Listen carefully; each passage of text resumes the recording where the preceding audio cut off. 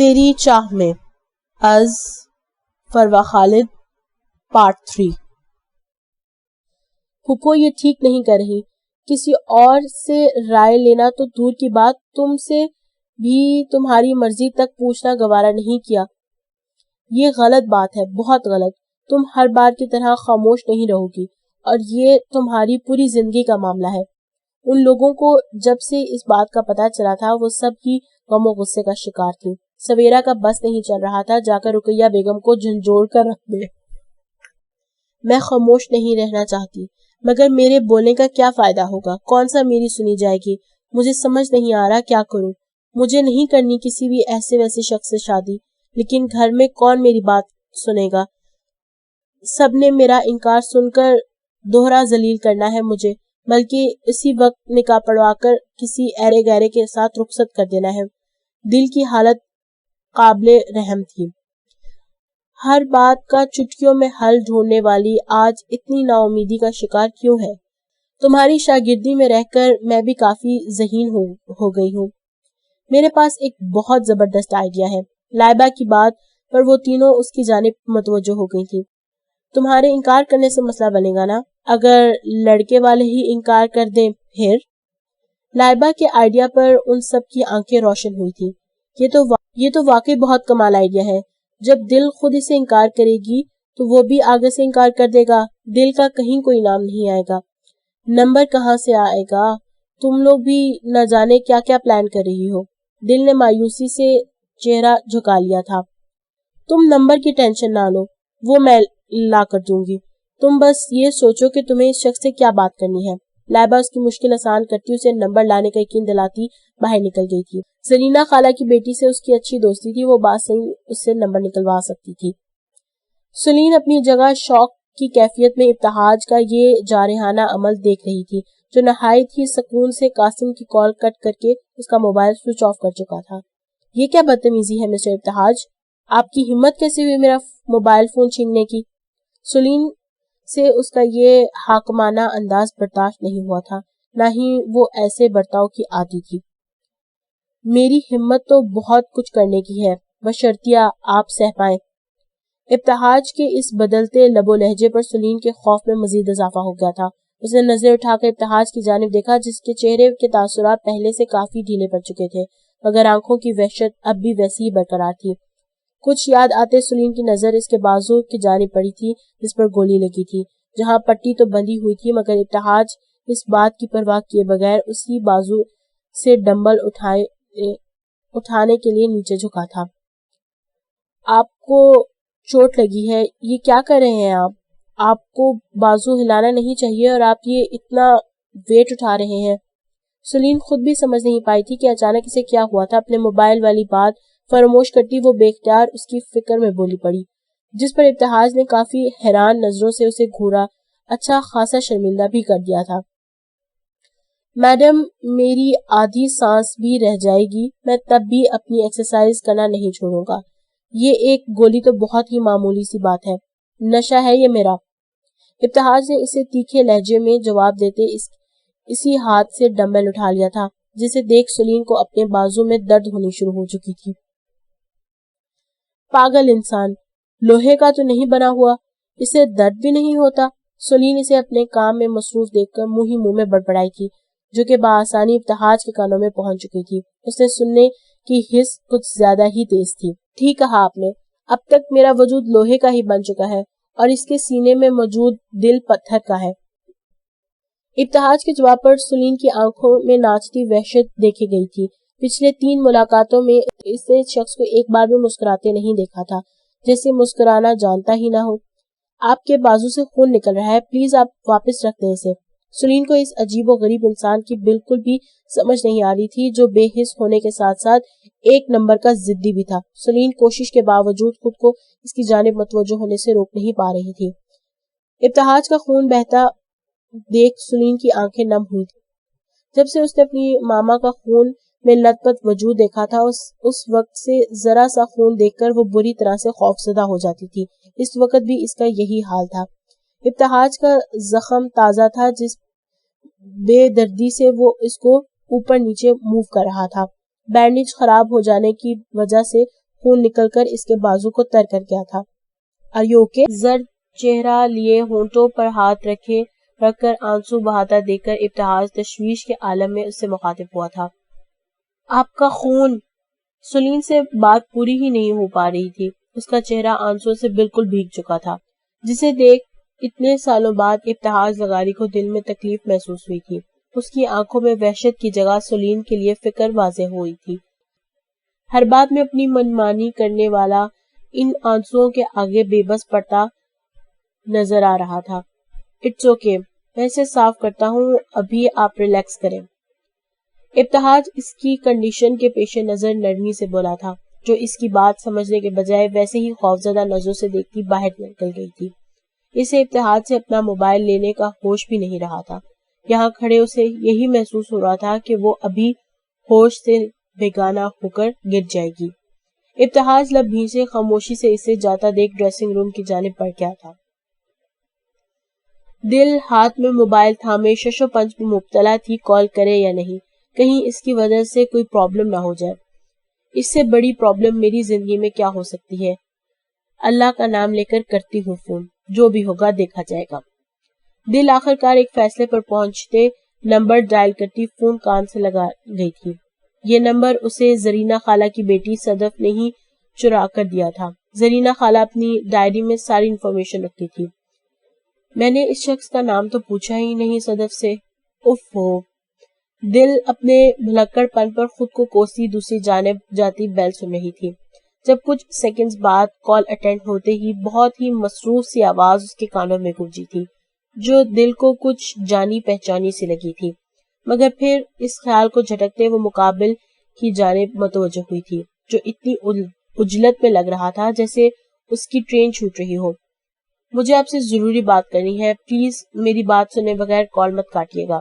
دل کو اسی بات کا ڈر تھا، اسے وہ جلدی سے بولی۔ Who are you? دوسری جانب سے پہلے سے بھی زیادہ غصے سے پوچھا گیا تھا۔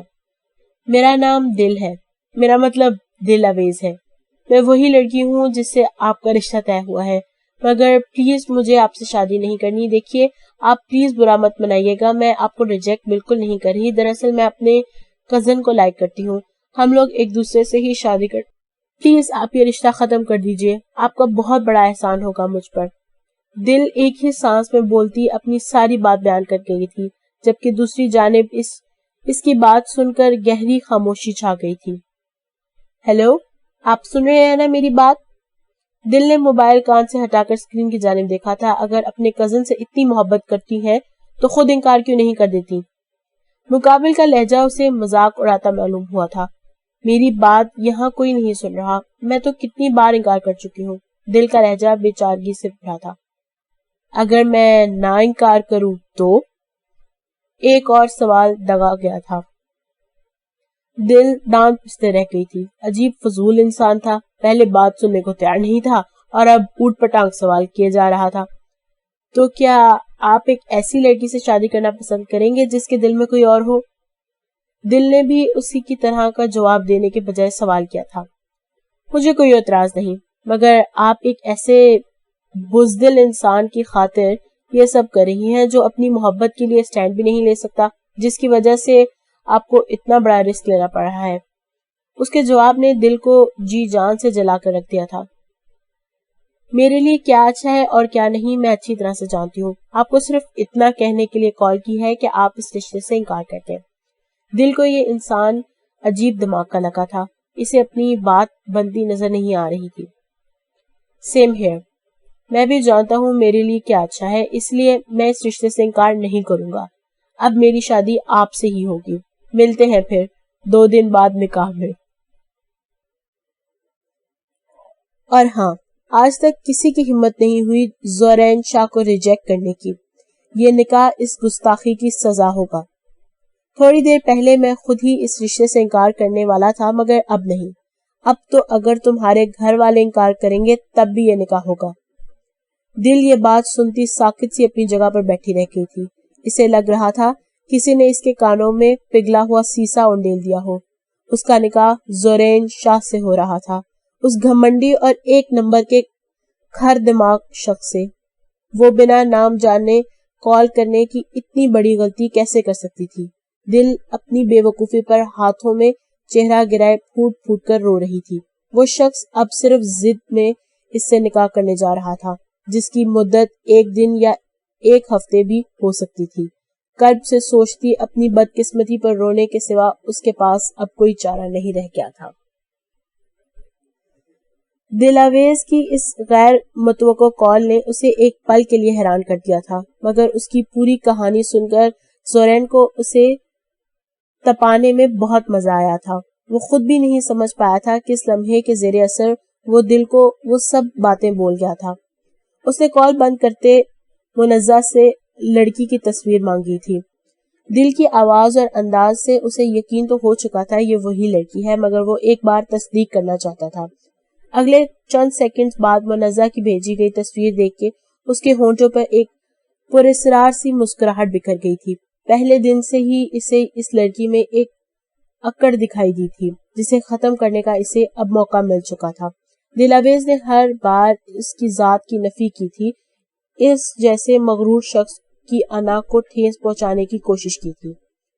پچھلی بار نہ جانے کس احساس کے تحت اس نے دل کی وجہ سے اس کے گھر والوں کو 1 مہینے کی مہلت دی تھی، جو کہ اس نے اپنے مزاج کے بالکل خلاف جا کر کیا تھا۔ دلاویز کے بلیک دوپٹے کے حالے میں مقید گلابی چہرے پر اس کی نگاہیں بھٹک گئی تھی، مگر فوراً تصویر کو بیک کرتے اس نے منزہ کو اوکے کا میسج سینڈ کر دیا تھا۔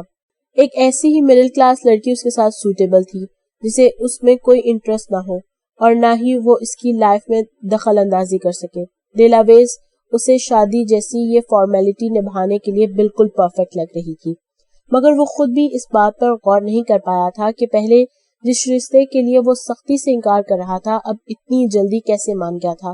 یہ فیصلہ صرف دل کی ایک فون کال پر ضد میں آ کر کیا گیا تھا یا اس میں اس کی کوئی دلی وابستگی شامل تھی؟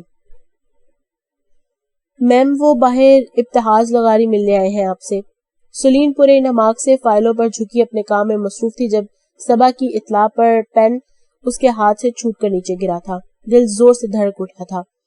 وہ کیوں آئے ہیں یہاں؟ سلین کی آنکھوں کے سامنے آج صبح والا منظر گھوم گیا تھا۔ میم، یہ تو نہیں بتایا انہوں نے۔ صبا کے جواب پر سلین اسے ابتحاج کو اندر لانے کا کہتی ماتھے سے پسینہ خشک کرنے لگی تھی۔ ابتحاج کی خود پر اٹھی نظریں سے ہر بار بہت کنفیوز کر دیتی تھی۔ تھوڑی ہی دیر بعد وہ نوک کرتا اس کے آفس میں داخل ہوا تھا۔ پچھلی بار کی طرح آج بھی وہ سیاہ لباس میں ہی ملبوس تھا۔ وہ اس میں اس قدر وجیح اور پرکشش لگ رہا تھا جیسے یہ رنگ خاص اسی کے لیے ہی بنایا گیا ہو۔ سلین کے دل نے بے اختیار اس کی بے پناہ وجاہت کا اقرار کیا تھا۔ کیا میں یہاں بیٹھ سکتا ہوں؟ سلین کو اسٹیچو بنا خود کو گھورتا پا کر ابتحاج نے گمبھیر آواز میں اسے مخاطب کرتے اپنے خیالوں سے باہر کھینچا تھا۔ یس پلیز۔ سلین اپنی حرکت پر بری طرح خجالت کا شکار ہوئی تھی۔ آپ کا فون صبح وہیں چھوڑ کر آئی تھی آپ۔ پاکٹ سے موبائل نکال کر اس کی جانب بڑھاتے ابتحاج کی گہری نظریں اس کے دلکش چہرے کا طواف کرنے لگی تھی۔ آج اس کے اس بدلے انداز پر سلین کو اپنی سانسیں اٹکتی محسوس ہوئی تھی۔ لرزتے ہاتھ سے اس نے موبائل تھام لیا تھا جب اس کی نظریں بے اختیار ابتحاج کے بازو کی جانب اٹھی تھی۔ بینڈیج کر لیا ہے میں نے۔ ابتحاج نے اپنے بازو اس کے سامنے کیا تھا۔ سلین ادھر بھی اپنی نگاہوں کی چوری پکڑے جانے پر بھی دیکھتی رہ گئی تھی۔ اس بندے کی نظروں سے بچنا آسان کام نہیں تھا۔ آپ کون ہیں اور ہر بار اتنی بہادری سے گنڈوں کا مقابلہ کیسے کر لیتے ہیں؟ پیٹ پیچھے سے چلائی گئی اس گولی کے علاوہ آپ کو کبھی کوئی چوٹ بھی نہیں لگی؟ اتنا پرفیکٹ بھلا کیسے ہو سکتا ہے کوئی؟ سلین نے آخر وہ سوال پوچھ لیا جو ہر بار ابتحاج کو دیکھ اس کے ذہن میں آتا تھا۔ آپ کیوں جاننا چاہتی ہیں میرے بارے میں؟ ابتحاج اچھے سے سمجھ چکا تھا کہ سلین حبیب اس کی ذات میں کافی انٹرسٹ لینے لگی ہے۔ نہیں، ایسا کچھ نہیں ہے۔ اس کے پوری طرح اپنی جانب متوجہ ہونے پر سلین نے لرزتے ہاتھ سے اپنے چہرے پر پھسل آنے والے لٹ کو پیچھے ہٹایا تھا جب ابتحاج کی نظر اس کے ہاتھ میں پہنی رنگ پر گئی تھی۔ بچپن سے یہی کرتا آیا ہوں میں، اس لیے اب کافی ایکسپرٹ ہو چکا ہوں۔ ابتحاج کی بات پر سلیم نے آنکھوں میں تغیر سموئے اس کی جانب دیکھا تھا۔ حلیے سے وہ فورسز کا آدمی بالکل بھی نہیں لگتا تھا، تو پھر کیا وہ کوئی غنڈہ تھا؟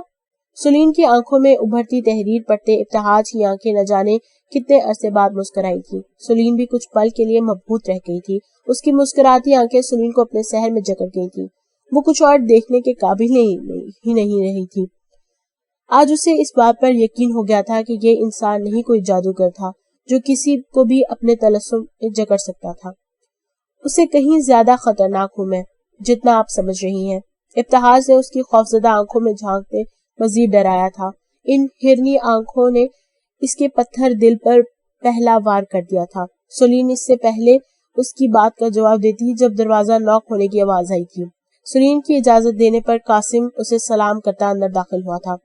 پیچھے کھڑے ہونے کی وجہ سے قاسم کی نظروں سے ابتہاج کا چہرہ اوجھل تھا، مگر ابتہاج جان چکا تھا کہ اندر کون آیا ہے۔ میم، آپ نے فائل سائن کر دیے؟ قاسم نظریں جھکائے سلیم سے مخاطب ہوا تھا جب سلیم نے ٹیبل پر رکھی 2 فائلز اٹھا کر کھولی تھی۔ جی، سائن تو میں نے کر دیے، مگر یہ 1-2 پوائنٹس مارک کر دیے ہیں میں نے، آپ انہیں ریڈ کر لیں۔ سلیم نے اسے اپنے ٹیبل کے قریب دائیں جانب بلاتے فائلز پر نشاندہی کی تھی، جبکہ قاسم تو وہاں بیٹھے ابتہاج لغاری کو دیکھ شوق میں جا چکا تھا۔ سلیم کچھ بتا رہی تھی مگر اس کی آگ اگلتی نظریں ابتہاج پر جمی ہوئی تھی۔ ایسا ہی کچھ حال ابتہاج کا بھی تھا، جبکہ دونوں کی کیفیت سے بے خبر سلیم اپنی ہدایت دینے میں مصروف تھی۔ آپ لے جائیں انہیں اور فائنل کر کے ایک بار مجھے دکھا دیجیے گا۔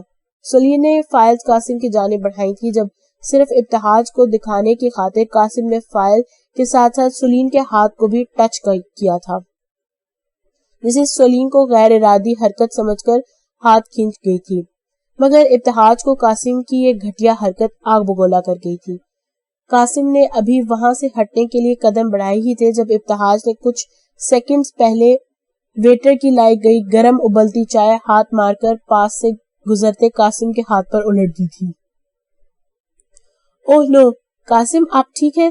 سلیم یہ نہیں دیکھ پائی تھی کہ یہ کیسے ہوا ہے، مگر قاسم کا ہاتھ دیکھ کر وہ فکر مندی سے اپنی جگہ سے کھڑی ہوئی تھی۔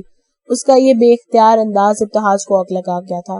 ہونٹ بیچے وہ سلیم کو قاسم کے لیے فکر مند ہوتے دیکھ رہا تھا، کیسے ضبط کیے بیٹھا تھا، یہ وہ وہی جانتا تھا۔ اتنے بڑے شخص کی آنکھوں میں اتنی چھوٹی سی تکلیف پر بھی آنسو کافی مضحکہ خیز بات تھی۔ ابتہاج کرسی کی بیک سے پشت ٹکا کر قاسم کا لال چہرہ دیکھ تمسخرانہ لہجے میں بولا تھا، جس پر سلیم کے سامنے قاسم نے کیسے ضبط کیا تھا یہ وہ وہی جانتا تھا۔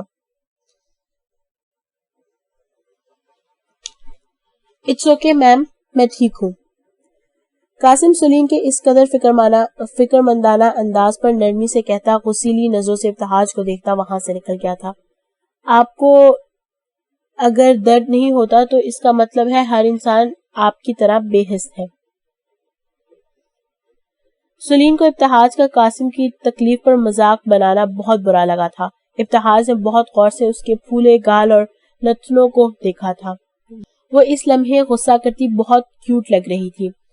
میں نے کب کہا مجھے درد نہیں ہوتا؟ ابتہاج اپنی جگہ سے اٹھتا سلیم کی جانب بڑھا تھا جو ابھی تک اسی طرح کھڑی ہوئی تھی۔ ابتہاج کو اپنے قریب آتا دیکھ وہ فوراً 2 قدم پیچھے ہٹی، کیونکہ ابتہاج نے درمیان میں 1 قدم کا فاصلہ بھی نہیں چھوڑا تھا۔ ابھی کچھ دیر پہلے ہی بہت درد ہوا ہے۔ سلیم کا وہی ہاتھ جو قاسم نے چھوا تھا اپنے ہاتھ کی مضبوط گرفت میں لیتے ابتہاج کا لہجہ بھاری ہوا تھا۔ دوسرے ہاتھ سے اس کی انگلیوں کو چھوتے اس نے قاسم کا لمس وہاں سے ہٹانا چاہا تھا۔ اس کے اس عمل پر سلیم جی جان سے لرز گئی تھی۔ یہ کیا کر رہے ہیں آپ؟ Please stay away. سلیم اس کی گرفت سے اپنا ہاتھ نکالنے کی کوشش کرتے حیرت سے اس کا یہ بدلہ انداز دیکھ رہی تھی۔ ابتہاج کی گرفت اس کے ہاتھ پر جتنی نرم تھی، آنکھیں ضبط کے احساس سے اتنی ہی لال ہو چکی تھی۔ یہی الفاظ اپنے اس 2 ٹکے کے ملازم کو بولنا، اگر وہ دوبارہ تمہارے قریب آیا تو اس کو کاٹ کے رکھ دوں گا۔ میں صرف ایک بار بولتا ہوں، اگلی بار عمل کرتا ہوں، سو دھیان رکھنا۔ ابتہاج اس کے ہاتھ کی پشت پر ہونٹ رکھتے نہایت ہی نرمی سے اس کا پھولا ہوا لال گال سہلاتے بھرپور نظر اس پر ڈالتے لمبے لمبے ڈگ بھرتا وہاں سے نکل گیا تھا۔ وہ اس وقت اتنے شدید غصے کے باوجود سلیم سے اتنی نرمی سے بات کیسے کر گیا تھا؟ اگر یہی چیز پاشا یا اس کا کوئی اور ساتھی دیکھ لیتا تو غش کھا کر گر پڑتا۔ اتنے بے رحم انسان کے کسی کے لیے ایسے جذبات ناقابل یقین بات تھی، جبکہ سلیم کی حالت ایسی تھی کہ اب وہ زندگی بھر اس جگہ سے ہل نہیں پائے گی۔ اس کا ہاتھ ابھی بھی ہوا میں اسی جگہ معلق تھا جہاں ابتہاج چھوڑ کر گیا تھا۔ اس دہکتے آتش فشانی لمس پر اس کا پورا وجود پسینے سے نہا گیا تھا۔ دل کا شور اس حد تک بڑھ گیا تھا جیسے ابھی پسلیاں توڑ کر باہر نکل آئے گا۔ سلیم بے جان ہوتے وجود کے ساتھ پیچھے پڑی کرسی پر بیٹھ گئی تھی۔ ابتہاج کی دی جانے والی دھمکی ابھی تک اس کے چاروں اوڑ گردش کر رہی تھی۔ یہ شخص کون تھا اور یہ کیا تھا؟ آہستہ آہستہ اس کے گرد یہ کیسا حصار باندھ رہا تھا؟ سلیم کا دماغ بالکل معاف ہو چکا تھا۔ ذکریہ منزل کے ڈائننگ روم میں اس وقت موت کا سناٹا چھایا ہوا تھا۔ وہاں موجود تمام نفوس صدمے کی کیفیت میں ایک دوسرے کو دیکھ رہے تھے۔ کچھ کی آنکھوں میں بے پناہ خوشی چھائی ہوئی تھی، جبکہ کچھ کو دیکھ کے ایسا لگ رہا تھا کہ ان کی تو دنیا ہی لٹ گئی ہو۔ زرینہ، تم اتنی بڑی بے وقوفی کیسے کر سکتی ہو؟ تم نے اتنی اہم بات نہیں بتائی ہمیں کہ جس سے رشتہ کی بات تم کر رہی ہو وہ زورین شاہ تھا۔ رقیہ بیگم کا بس نہیں چل رہا تھا زرینہ کا حشر بگاڑ دے۔ وہ ایسا کر بھی گزرتی اگر اس میں ان کی اپنی غلطی شامل نہ ہوتی۔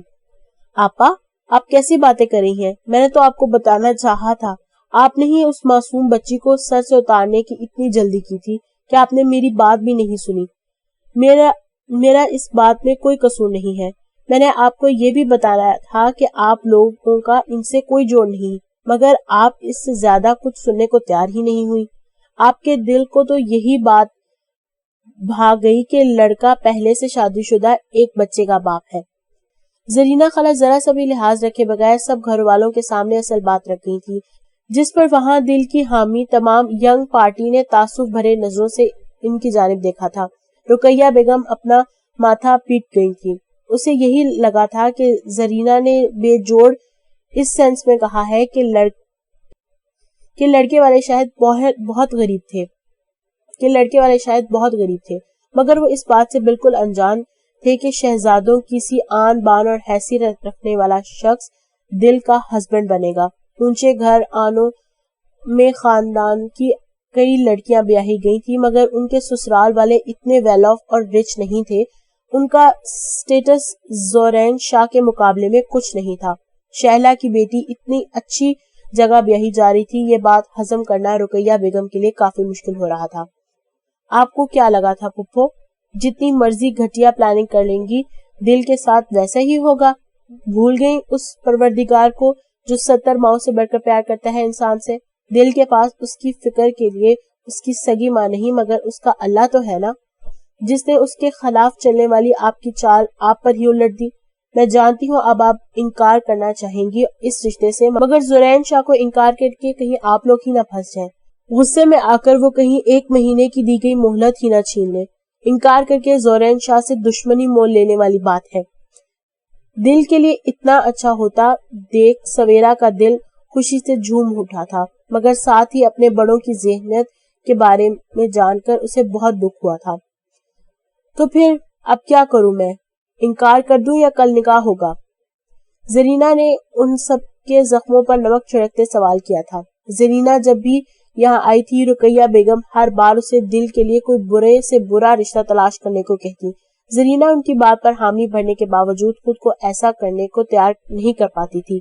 ایسا کرنے پر رقیہ بیگم نے انہیں منہ مانگی رقم دینے کا وعدہ بھی کیا تھا۔ دل بہت شرارتی تھی، اکثر اوقات انہیں تنگ بھی کرتی تھی، مگر وہ یہ نہیں جانتی تھی کہ وہ نیک سیرت اور دل کی کتنی اچھی لڑکی ہے۔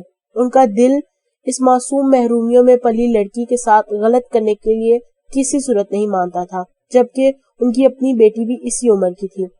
وہ ایسا کر کے پوری زندگی ضمیر کا بوجھ نہیں سہنا چاہتی تھی۔ اس دن رقیہ بیگم کے سامنے انہوں نے خود بھی جان بوجھ کر زورین شاہ کا نام نہیں لیا تھا۔ ان کی ایک چھوٹی سی چال چلی تھی جو کہ کامیاب ہو چکی تھی۔ کل زورین اور دل کا نکاح تھا۔ یہ لوگ اب چاہ کر بھی ایسا نہیں کر سکتے تھے، کیونکہ ایسا کر کے زورین شاہ سے سیدھا دشمنی مول لینے والی بات تھی۔ اب کیا کریں آپا؟ فاخرہ بیگم بے دلی سے بولی تھی۔ اب کیا ہو سکتا ہے بھلا، تیاری کرو سب کل نکاح کی۔ جس لڑکی کی اوقات 2 کپڑوں میں رخصت ہونے کی ہے، اب صرف زورین شاہ کی شان محفل تیار کرنی پڑے گی۔ رقیہ بیگم دانت پستی خفگی سے بھرپور لہجے میں بولی تھی، جبکہ ان کی بات سن کر صوفیہ دل کے روم میں جانے کی طرف بھاگ گئی تھی۔ مبارک ہو، فائنلی کل ہماری دل اویز میڈم کا نکاح ہے، وہ بھی زورین شاہ سے۔ مجھے تو ایسا لگ رہا ہے جیسے میں کوئی خواب دیکھ رہی ہوں۔ دل تم کتنی لکی ہو یار، رونا بند کرو اب، اندر سے تو تمہارے بھی دل میں لڈو پھوٹ رہے ہوں گے۔ صوفیہ خوشی سے دل کے گرد چکر کاٹتی جھومتی رہی تھی اور بول رہی تھی، جبکہ باقی تینوں بھی اسی طرح بے حد خوش تھی سوائے دل کے۔ بکواس بند کرو اور دفع ہو جاؤ یہاں سے۔ دل نے جوتا اٹھا کر اس کی کمر پر غصے سے مارا تھا اور چلائی تھی، اوئی جنگلی لڑکی، تمہیں تو زورین شاہ ہی سیدھا کرے گا۔ اس دن نہ جانے کیا جلوے دکھا کر آئی ہو کہ شاہ صاحب نے سیدھا رشتہ ہی بھیج دیا۔ صوفیہ نے رازدارانہ انداز میں اس کے قریب جھکتے شوخی سے کہا تھا، سویرا اس سے کہو میری نظروں سے دور ہو جائے، ورنہ آج میرے ہاتھوں اس کا قتل ہو جائے گا، پھر تو میرا نکاح لازمی رک جائے گا۔ دل جلے کٹے انداز میں بولی۔ اس کو اس وقت ان سب کو خوشیاں مناتے دیکھ مزید رونا آ رہا تھا۔ دل تم جانتی نہیں ہو انجانے میں تمہارے ساتھ کتنا اچھا ہو گیا ہے۔ زورین شاہ کا نام ابھی تمہارے ساتھ جڑا بھی نہیں ہے اور دیکھو کیسے سب لوگ بے بس ہو گئے ہیں۔ میں مانتی ہوں سفیان بھائی بہت اچھے ہیں، مگر چاہنے کے باوجود وہ تمہیں اس گھر میں کوئی مقام نہیں دلا پاتے۔ وہ تو رشتے کے لیے منانے کے لیے بھی سب کے آگے ہار گئے ہیں۔ سوچو بھی پھر آگے تمہاری لائف کیسی ہوتی۔ سفیان بھائی رشتوں میں الجھ کر تمہارا مقام نہیں دے پائیں گے، اور یہ بات میں جانتی ہوں کہ تم ان سے محبت نہیں کرتی۔ بچپن سے سب لوگوں کے سخت رویے کے بیچ ایک نرم مزاج شخص جسے تمہارا خیال رکھا، اس سے صرف ایک انسیت سی ہو گئی تمہیں۔ اس سے محبت نہیں کہتے میری جان۔ میرا مخلصانہ مشورہ مانو تو خاموشی سے اس نکاح کے لیے مان جاؤ، اس میں ہم سب سے زیادہ تمہاری بھلائی ہے۔ اب جبکہ گھر میں سب کو پتہ چل گیا ہے کہ سفیان بھائی تمہیں لائک کرتے ہیں، تو تمہارا اس گھر میں رہنا مزید مشکل ہو جائے گا۔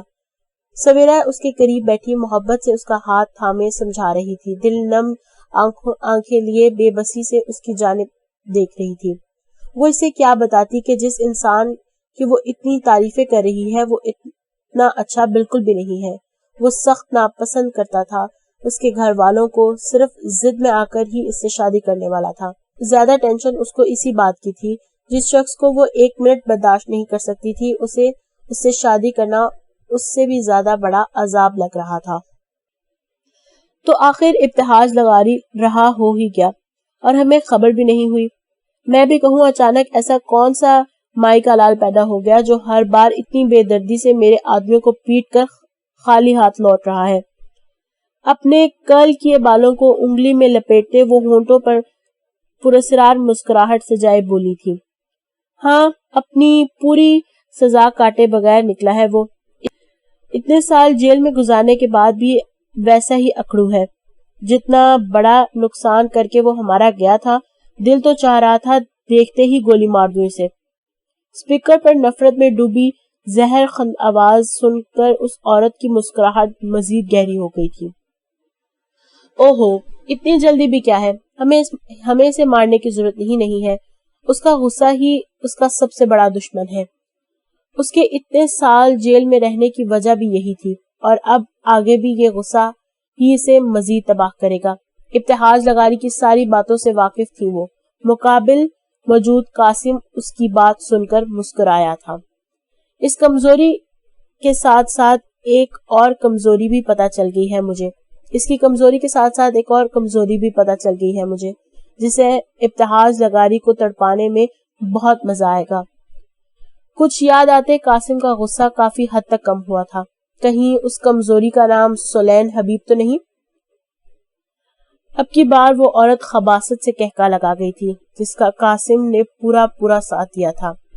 اب زیادہ مزہ آئے گا ابتحاج لغاری سے بدلہ لینے اور اسے تڑپانے کا۔ اس عورت کا لہجہ یکدم صفاق ہوا تھا۔ آپ اس کھیل میں مجھے اپنا ہم قدم پائیں گی. اتنے سال سلین حبیب کی جو چاکری کی ہے اس کا فائدہ اٹھانے کا ٹائم آ گیا ہے اب. قاسم آنکھوں میں نفرت بھرے بولتا فون بند کر گیا تھا. مجھے بہت ڈر لگ رہا ہے سویرا, پتہ نہیں کیا ہوگا. دل باہر جاتی سویرا کا ہاتھ تھام کر روکتے روحان سے لہجے میں بولی تھی. ابھی کچھ دیر میں اس کا نکاح تھا. وہ اس وقت وائٹ کلر کے موتیوں سے سجے لانگ فراک میں نظر لگ جانے کی حد تک حسین لگ رہی تھی. ذرا سے میک اپ نے اس کا دو آتشا حسن مزید نکھار دیا تھا. نازک سراپے پر پرنٹ کے دوپٹے کو بہت ہی سٹائلش انداز میں سیٹ کیا گیا تھا, جس کے اوپر لال اور گینزا کے دوپٹے سے گھونگھٹ ڈالا گیا تھا. دوپٹہ ہلکا سا پیچھے کیے وہ آنکھوں میں نمی لیے خوفزدہ سی حسن کی مورتی سویرا کو بھی ایک پل کے لیے مبہوت سی کر گئی تھی. جیولری کے نام پر سسرال والوں کی جانب سے بھیجا گیا ڈائمنڈ کا سیٹ زیبدن کیا ہوا تھا. اس کے لیے آئی بے پناہ قیمتی چیزیں دیکھ سب گھر والوں کو نہ جانے کتنی بار غش پڑ چکے تھے, مگر رقیہ بیگم کے پاس ہاتھ ملنے کے علاوہ کوئی چارہ نہیں رہ گیا تھا. ماتھے پر سجی ماتھا پٹی اور ناک میں پہنی ڈائمنڈ کی نت اس کے چہرے کی معصومیت اور دلکشی میں مزید اضافہ بڑھا گئی تھی.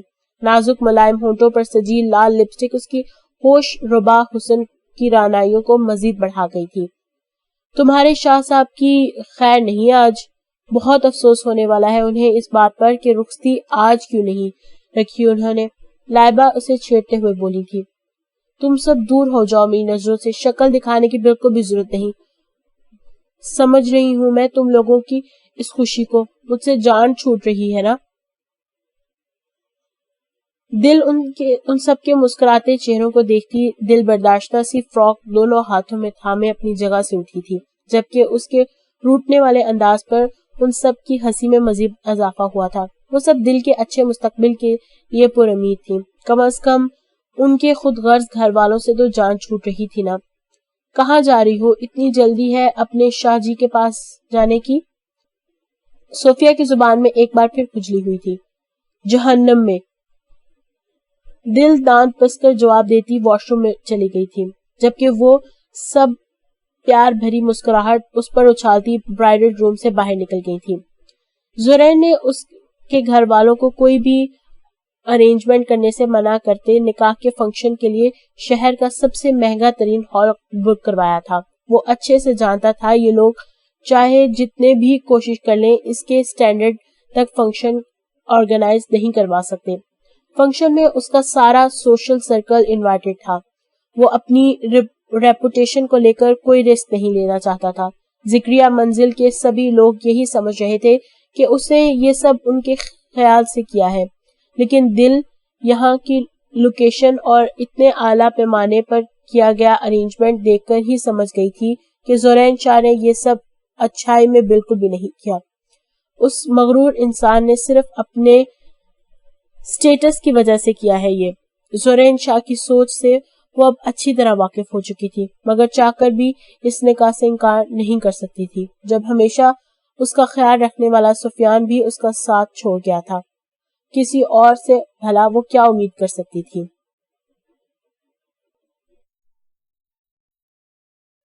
خوش آمدید, خوش آمدید. میرا شیر آیا ہے آج تو میرے غریب خانے پر. یہاں کی روشنیاں بڑھ گئی ہیں. ابتہاج کو اندر آتا دیکھ پاشا اپنی جگہ سے کھڑا ہوتا اس کے استقبال میں آگے بڑھا تھا, جبکہ ارد گرد موجود تمام آدمی سر جھکائے احتراماً کھڑے ہوئے تھے. کیسے ہو پاشا؟ اس کے اتنے والیانہ انداز پر ابتہاج نے بھی جواباً گرم جوشی دکھاتے اسے سینے سے لگا لیا تھا. میں بالکل ٹھیک ہوں, اور تمہارے مضبوط سینے سے لگ کر تو اور مزہ آ جاتا ہے. پاشا نے ہر بار کی کہی جانے والی بات پھر دہرائی تھی, جس کا جواب ابتہاج نے سر ہلا کر دیا تھا. تم نے تو خود کو مزید پاورفل کر لیا ہے. ابتہاج نے آس پاس سیاہ وردی میں گھومتے اصلاح سے لیس آدمیوں کو دیکھ کر کہا تھا. وہ دونوں چلتے پاشا کی سٹنگ روم میں داخل ہوئے تھے. تمہارے دشمنوں کو بھی دھول چٹانی ہے, پاورفل تو ہونا ہی پڑے گا. پاشا اس کے ساتھ صوفے پر برجمان ہوتے بولا تھا. پاشا کی بات پر ابتہاج کے چہرے کا رنگ بدلا تھا. تمہارا زخم کیسا ہے؟ دلاور بتا رہا تھا وہ لڑکی تمہارے گھر بھی آئی تھی اور نہ جانے کیا کچھ کہہ رہی تھی. شاید انٹرسٹڈ ہو تم اس لڑکی میں. پاشا اس کا موڈ خراب ہوتا دیکھ جلدی سے بات بدل گیا تھا. یہاں کا ڈان تھا وہ، جس کے صرف نام سے ہی لوگ خوف کھاتے تھے، مگر ابتہاج کے سامنے وہ ایسے ہو جاتا جیسے اس کے اندر کام کرتا ہو. زخم ٹھیک ہے، لیکن تمہارا یہ آدمی کچھ زیادہ بکواس نہیں کرتا؟ اس لڑکی کے بارے میں ایک لفظ نہیں سننا چاہتا. مجھے کیوں بلایا ہے یہاں؟ ابتہاج کا موڈ خراب ہو چکا تھا، جسے دیکھ پاشا اپنی بات پر پچھتانے لگا. آج ایک پارٹی میں انوائٹڈ ہے ہم میں چاہتا ہوں تم بھی میرے ساتھ وہاں چلو. پلیز منع مت کرنا، بہت قریبی دوست ہے میرا. پاشا چاہتا تھا وہ نارمل لوگوں کی طرح بہیو کرے، اپنی یہ سرد مہری ختم کر دے. مجھے کسی پارٹی میں نہیں جانا اور مجھے کوئی انٹرسٹ نہیں ہے. ابتہاج نے اس کی امید کے عین مطابق انکار ہی کیا تھا. کچھ دیر کے لیے آ جاؤ، میں وہاں سب کو تمہارے بارے میں بتایا ہوں. اتنی سی بات تو مان سکتے ہو نا میری؟ سب تمہارے نہ آنے کا ضرور پوچھیں گے. پاشا جانتا تھا وہ اتنی آسانی سے نہیں مانے گا، تو بول دینا وہ نہیں آیا. تم جانتے ہو اس طرح کے بیہیویئر سے مجھے سخت الرجی ہے. Stop this. ابتہاج کی جانب سے دو ٹوک انکار تھا، جس پر پاشا نے امید بھرے انداز میں اس کی جانب دیکھا. ٹھیک ہے چلو، مگر میں زیادہ دیر نہیں ٹھہروں گا وہاں. ابتہاج اس کے بار بار فورس کرنے پر کچھ سوچتے آخر مان گیا تھا.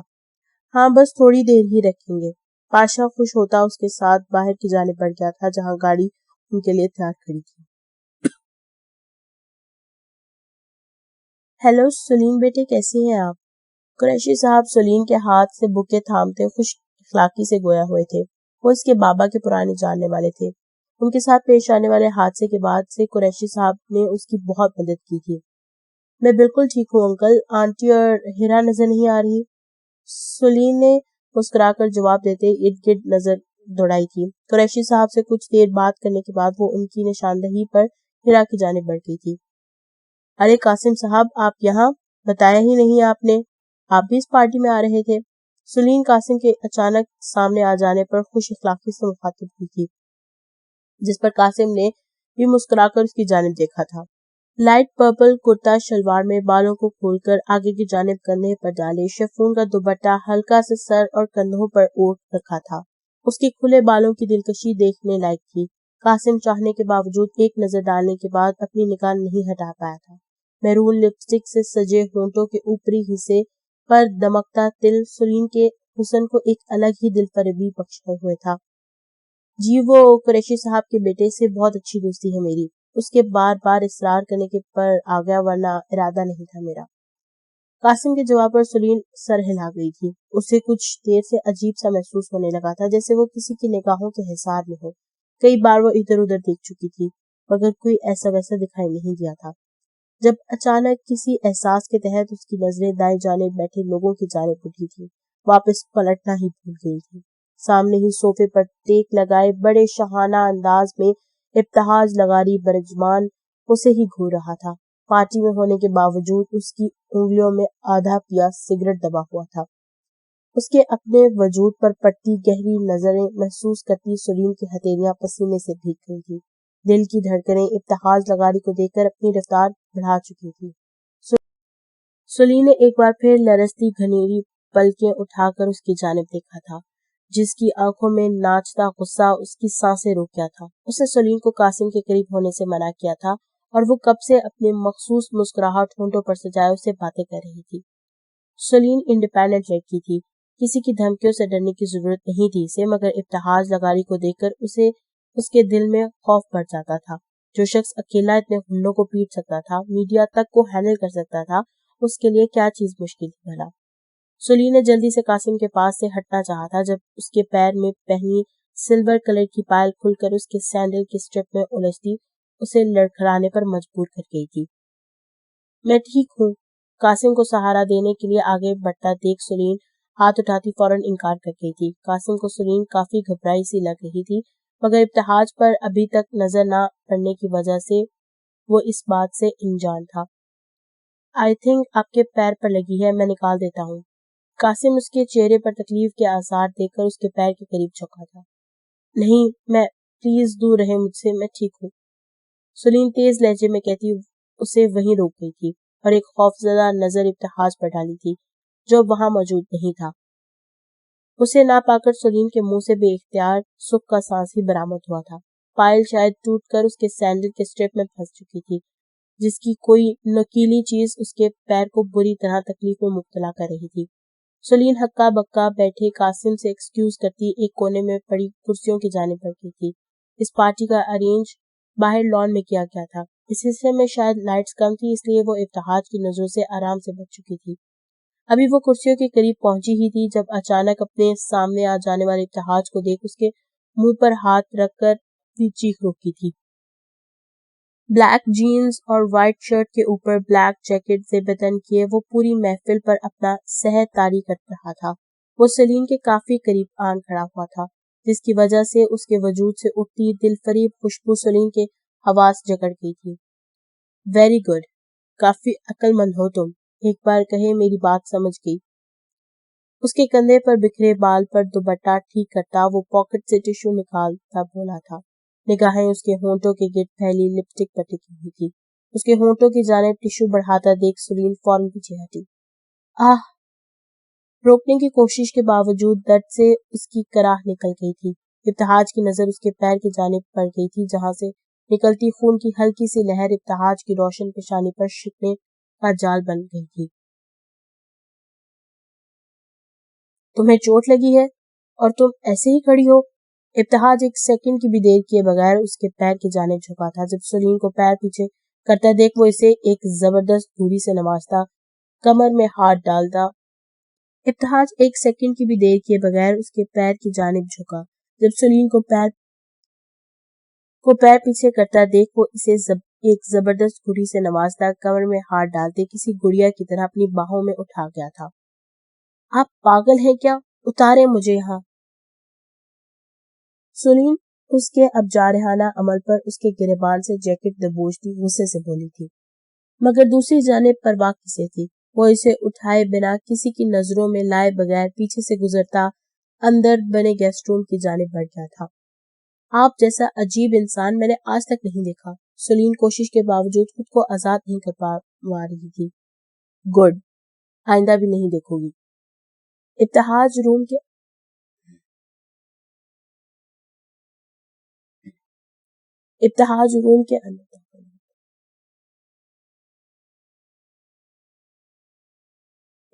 روم کے اندر داخل ہوتا پیر سے دروازہ بند کر گیا تھا، جو دیکھتے سلیم کی سانسیں رک گئی تھی۔ آپ نیچے اتاریں مجھے، آپ کے ساتھ پرابلم کیا ہے؟ آپ ایسے کیسے میرے قریب آ سکتے ہیں؟ سلیم خود کو اسے چھڑانے کی تگودو میں لگی غصے سے بولی تھی، جبکہ مقابل کے کان پر جوں تک نہیں نکلی تھی۔ سامنے رکھے صوفے پر بٹھاتے وہ اسے دو زانوں اس کے قریب بیٹھتا پیر سے سینڈل نکالنے کے لیے ہاتھ بڑھا رہا تھا۔ یہ کیا کر رہے ہیں آپ؟ سلیم آنکھیں پھاڑے اس کی جانب دیکھ رہی تھی۔ آپ کے پیر پر چوٹ لگی ہے، زخم دیکھنے دیں مجھے۔ ابتہاج اس کے چلانے کا نوٹس لیے بغیر سینڈل اتار چکا تھا۔ اب اس کے ہاتھوں کا لمس سلیم کو اپنے پیروں پر محسوس ہو رہا تھا۔ وہ جی جان سے لرز اٹھی تھی۔ ابتہاج نے اپنی گرفت میں اسے کپکپاتے پیر کو دیکھا تھا۔ آپ کو اتنا نازک نہیں ہونا چاہیے تھا۔ It's not good for you. اس کی پائل اٹھا کر اپنی پاکٹ میں رکھتے وہ اپنی جگہ سے اٹھا تھا۔ سلیم ہکا بکا سی اس کی ساری کاروائی دیکھ رہی تھی۔ یہ شخص اس کی سمجھ سے بالکل باہر تھا۔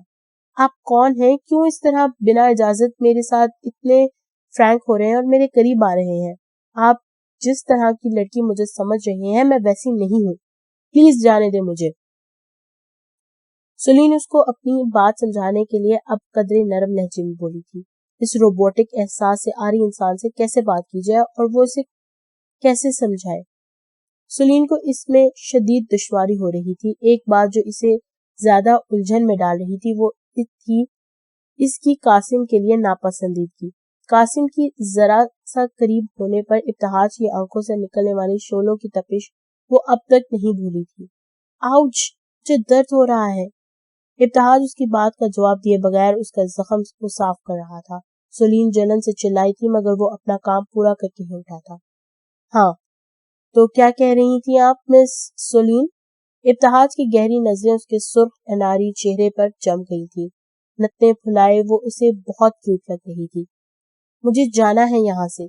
سولین اسے اپنے آگے دیوار بنا کھڑا دیکھ پیچھے دھکیلتے بولی تھی، جس کے جواب میں ابتہاج نے اس کی کمر میں ہاتھ ڈالتے اپنے قریب کیا تھا. اس کی اس غیر متوقع جارحانہ حرکت کے لیے سولین قطعی تیار نہیں تھی. وہ ٹوٹی شاخ کی طرح اس کے سینے سے آ لگی تھی. سولین کو اپنی سانسیں بند ہوتی محسوس ہوئی تھی. وہ صدمے کی کیفیت میں کچھ بولنے کے قابل ہی نہیں رہی تھی. ابتہاج کی گرم دہکتی سانسوں سے اسے اپنا چہرہ جھلستا ہوا محسوس ہوا تھا. ابتہاج لغاری، دور رہو مجھ سے. تمہیں کوئی حق حاصل نہیں ہے میرے اتنے قریب آنے کا اور مجھے چھونے کا. میں تمہارے خلاف ہراسمنٹ کیس دائر کر دوں گی. سولین نے کمزور سی کپ کپاتی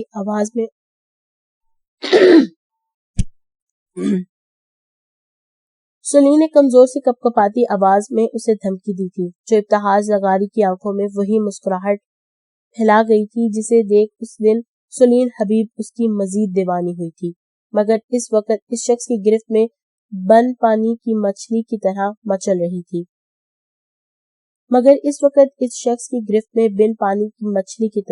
رہی تھی. اس بات سے انجان کہ اس کی یہی سب حرکتیں ابتہاج لغاری کو مزید اس کی جانب اٹریکٹ کر رہی تھی.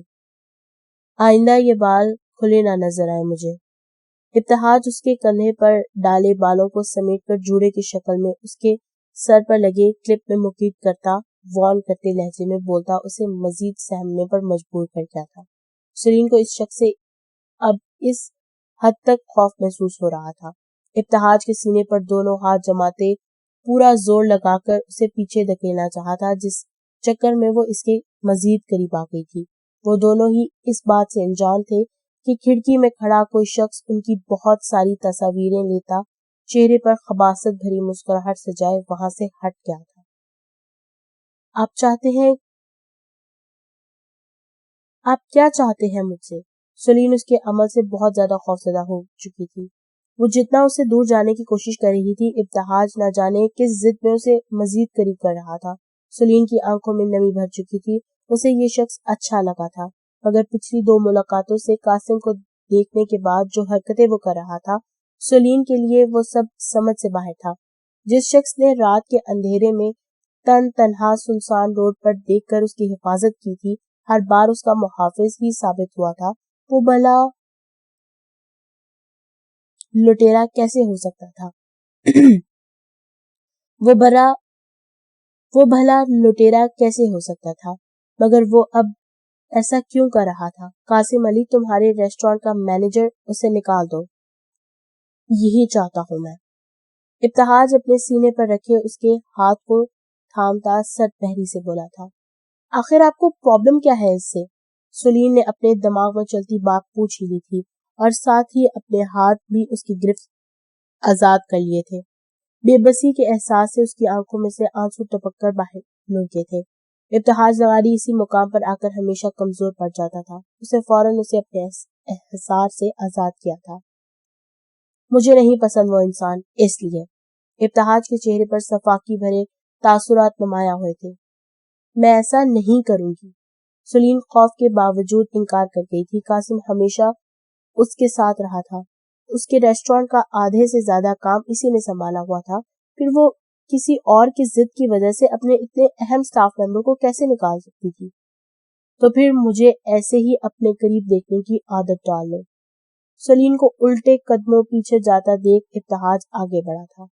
آپ مجھے اس طرح خوفزدہ نہیں کر سکتے.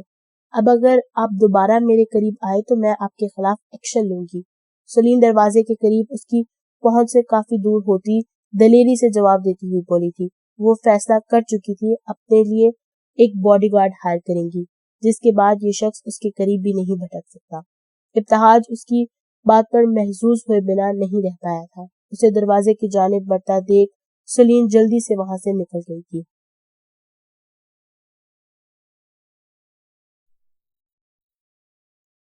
دل بس کرو، اتنا کیوں رو رہی ہو؟ تمہاری طبیعت خراب ہو جائے گی. نرمین اپنے کندھے سے لگی دل کو ہچکیوں سے روتا دیکھ فکر مندی سے بولی تھی. اب بھی کچھ دیر پہلے اس کا نکاح ہو چکا تھا، جس کے بعد سے اس کی آنکھوں کا سیلاب رکنے کا نام ہی نہیں لے رہا تھا. گھر کے بڑے دکھاوے کی خاطر اس کے سر پر ہاتھ رکھ چکے تھے. وہ ساری ہی مل کر اسے سنبھالنے میں ہلکان ہو جا رہی تھی. دل بس کرو، اب اگر رونا بند نہیں کیا تو میں تمہارے شاہ جی کو بلاؤں گی، پھر وہی تمہیں چپ کروائیں گے اپنے طریقے سے.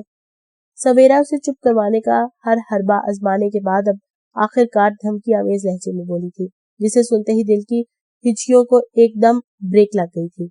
بکواس مت کرو منحوس عورت، تمہاری وجہ سے آج اس حال میں پہنچی ہوں میں تمہیں کبھی معاف نہیں کروں گی. دل نے نرمین کے کندھے سے سر اٹھاتے بے دردی سے اپنی آنکھیں رگڑتے نگل جانے والے انداز سے اسے گھورا تھا. میں نے کیا کیا ہے؟ تم تو ایسے بول رہی ہو جیسے میرے کہنے پر ہی زورین شاہ تمہارے رشتے کے لیے آیا تھا. سویرا نے شوق کی کیفیت میں منہ کھولتے نرمین کے اشارے پر اسے باتوں میں الجھانے کی کوشش کی تھی. ہوا بھی ایسا ہی تھا. دل اس کے ساتھ الجھتی واقعی میں رونا بھول چکی تھی. اگر تم مجھے کال کر کے رشتے سے انکار کرنے کا بےہودہ مشورہ نہ دیتی تو زورین شاہ خود ہی اس رشتے سے انکار کر چکا ہوتا. صرف تمہاری وجہ سے قسمت پھوٹی میری اس فضول بندے سے. دل کا افسوس وقت کے ساتھ بڑھتا جا رہا تھا. پھپھو کہہ رہی ہیں دل کو باہر لے کر آؤ، بس گیسٹ دلہن کے حسین چہرے کا دیدار کرنا چاہتے ہیں. صوفیہ عجلت میں اندر آتی دل کو موت کا فرشتہ محسوس ہوئی تھی. مجھے نہیں جانا باہر، تم کہہ دو میری طبیعت ٹھیک نہیں ہے. دل اپنا حلیہ بگاڑنے کے لیے سر سے دوپٹہ کھینچنے ہی والی تھی مگر نرمین اور سویرا نے اس کے ہاتھ پکڑ کر یہ کوشش ناکام کی تھی. لگتا ہے اپنے دلہناپے میں پھوپھو سے جوتے کھانے کا ارادہ ہے تمہارا. خاموشی سے نیچے چلو، تھوڑی دیر بیٹھ کر آ جانا. نرمین کی ڈانٹ پر دل منہ بسوڑتی ان کے ساتھ اٹھ کھڑی ہوئی تھی. اس کا میک اپ ٹھیک کرتے وہ چاروں سے باہر لے آئی تھی. اتنے سارے لوگ ہیں، مجھے ڈر لگ رہا ہے. سیڑھیوں سے کھڑے ہو کر ہال مہمانوں سے بھرا دیکھ دل نروس ہوئی تھی. حالانکہ ڈرنا تمہیں صرف زورین شاہ سے چاہیے. سویرا نے اسے پھر سے چھیڑا تھا. دل اسے گھورنے کے سوا کچھ نہیں کر پائی تھی کیونکہ ہال میں موجود سب لوگ ان کی جانب متوجہ ہو چکے تھے. ماشاء اللہ، نظر بدور، بہت پیاری بیٹی ہے آپ کی. رقیہ بیگم کے قریب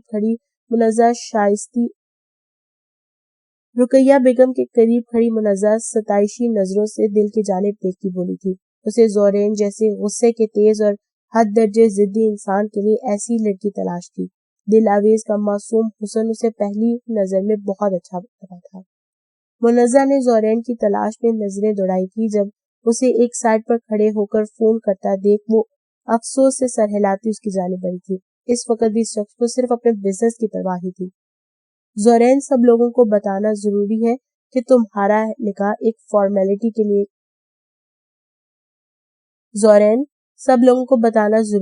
تم یہ نکاح صرف ایک فارمیلٹی کے لیے کر رہے ہو. اس لڑکی کے آگے کی لائف کا تو پتہ نہیں مگر آج کے دن تو تم تھوڑی دیر اسے عزت دے سکتے ہو نا. یہاں موجود ہر انسان تمہارے اس بیہیویئر کو اچھی طرح نوٹ کر رہا ہے. منزہ اس کے قریب آتی اندر سے غصے ہونے کے باوجود نہایت تحمل سے بولی تھی. تمہارے کہنے پر نکاح تو کر چکا ہوں، اب مزید کیا چاہتی ہو تم؟ زورین فون کان سے ہٹا کر رکھائی سے بولا تھا، جس کے جواب میں منزہ نے کچھ بولے بنا سیڑھیوں سے اترتی دل کی جانب دیکھا تھا. زورین نے فون کال کے دوران منزہ کے بار بار اس طرح ڈسٹرب کرنے پر غصے سے اس کی طرف دیکھا تھا مگر وہاں سے جلوہ انگیز ہوتی اس پری پیکر کو دیکھ زورین کتنی ہی دیر نظریں ہٹانے کے قابل نہیں رہا تھا. تمہاری ہی بیوی ہے، صرف گھورنے کی نہیں ہاتھ تھام کر سٹیج پر لے جانے کی اجازت دی ہے. منزہ اس کو دلاویز کے بے پناہ حسن میں گم ہوتا دیکھ شوخی سے بولی تھی. دل نے ان کے قریب سے ہی گزر کر سٹیج تک جانا تھا. نو تھینکس، مجھے ایسا کوئی شوق نہیں ہے. منزہ کی آواز پر زورین ہوش میں آتا اپنی اس بے اختیار حرکت پر حیران ہوا تھا. تمہارے سوشل سرکل کے ساتھ بزنس ورلڈ کے تمام لوگ اور میڈیا بھی موجود ہے. تمہارے اس روڈ بیہیویئر کو ہر بندہ نوٹ کر رہا ہے. بلکہ وہ دیکھو، کچھ رپورٹرز تو تمہاری سیکرٹری کے پاس تمہارے اس رشتے کے حوالے سے بھی پوچھ گچھ کر رہے ہیں. منزہ نے اسے اس کے مزاج اور پرائیورٹیز کے لحاظ سے ڈیل کرنا چاہا تھا. اسے پورا یقین تھا زورین سب کے سامنے اپنی ریپوٹیشن خراب نہیں کرنا چاہے گا. مطلب سب ٹھیک کہتے ہیں. زورین شاہ کا موڈ بدلنا صرف اس کی بیسٹ فرینڈ منزہ شاہ کو ہی آتا ہے. زورین اس کی اتنی تمہید پر طنزیہ مسکراہٹ اس پر اچھالتا آگے بڑھا تھا، جبکہ منزہ اس کی بات پر خوشی سے کھلکھلاتی قریب آتی دل کی جانب دیکھنے لگی تھی۔ زورین شاہ کا اتنے کم حیثیت لوگوں میں شادی کا سن کر ہر شخص حیران اور متجسس تھا، جس کی وجہ سے کافی زیادہ تعداد میں لوگ آئے ہوئے تھے اور جانے مانے میڈیا اینکر پرسنز بھی مدعو کیے گئے تھے۔ زورین کو دل کے جانب بڑھتا دیکھ سب کی نظریں اس کی جانب ٹک گئی تھی۔ زورین اس وقت کریم کلر کے پینٹ کوٹ میں ملبوس اپنی چارمنگ سی پرسنالٹی کے ساتھ پورے محفل پر چھایا ہوا تھا۔ نہ جانے کتنے دلوں کی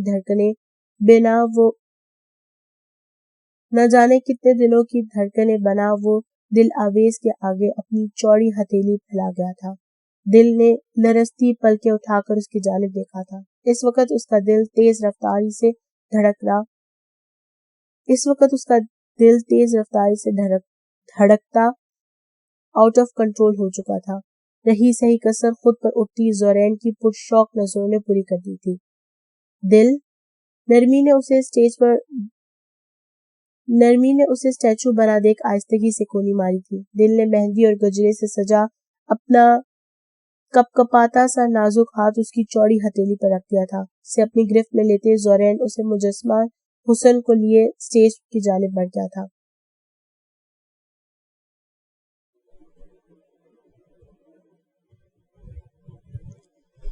زورین سے قدم ملا کر چلتے اسے اپنے دل کی کیفیت میں عجیب سا بدلاؤ محسوس ہوا تھا۔ ہمیشہ جن لوگوں کی ترس بھری ہمدردانہ نظریں خود پر اٹھتی دیکھی تھی، آج انہی میں اس کے لیے رشک اور ستائش بھری تھی۔ ابھی کچھ سیکنڈز ہی گزرے تھے اسے اس شخص سے جڑے ہوئے اور اس کی حیثیت بالکل بدل چکی تھی۔ دوسروں کی ٹھوکروں پر پلنے والی آج زورین شاہ کے محل کی شہزادی بن چکی تھی۔ دل نے انہیں سوچوں میں گم بے اختیار نظریں اٹھا کر اپنے ساتھ چلتے شہزادوں کی آن بان رکھنے والے شخص کو دیکھا تھا۔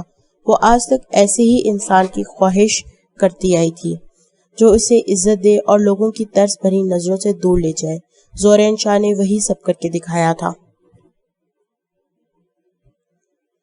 دل کی نظریں اپنے چہرے پر محسوس کرتے اس نے بھی نظریں جھکا کر دل کی آنکھوں میں جھانکا تھا، جب یہ بے پناہ حسین منظر کیمرے کی آنکھ میں ہمیشہ کے لیے قید ہو چکا تھا۔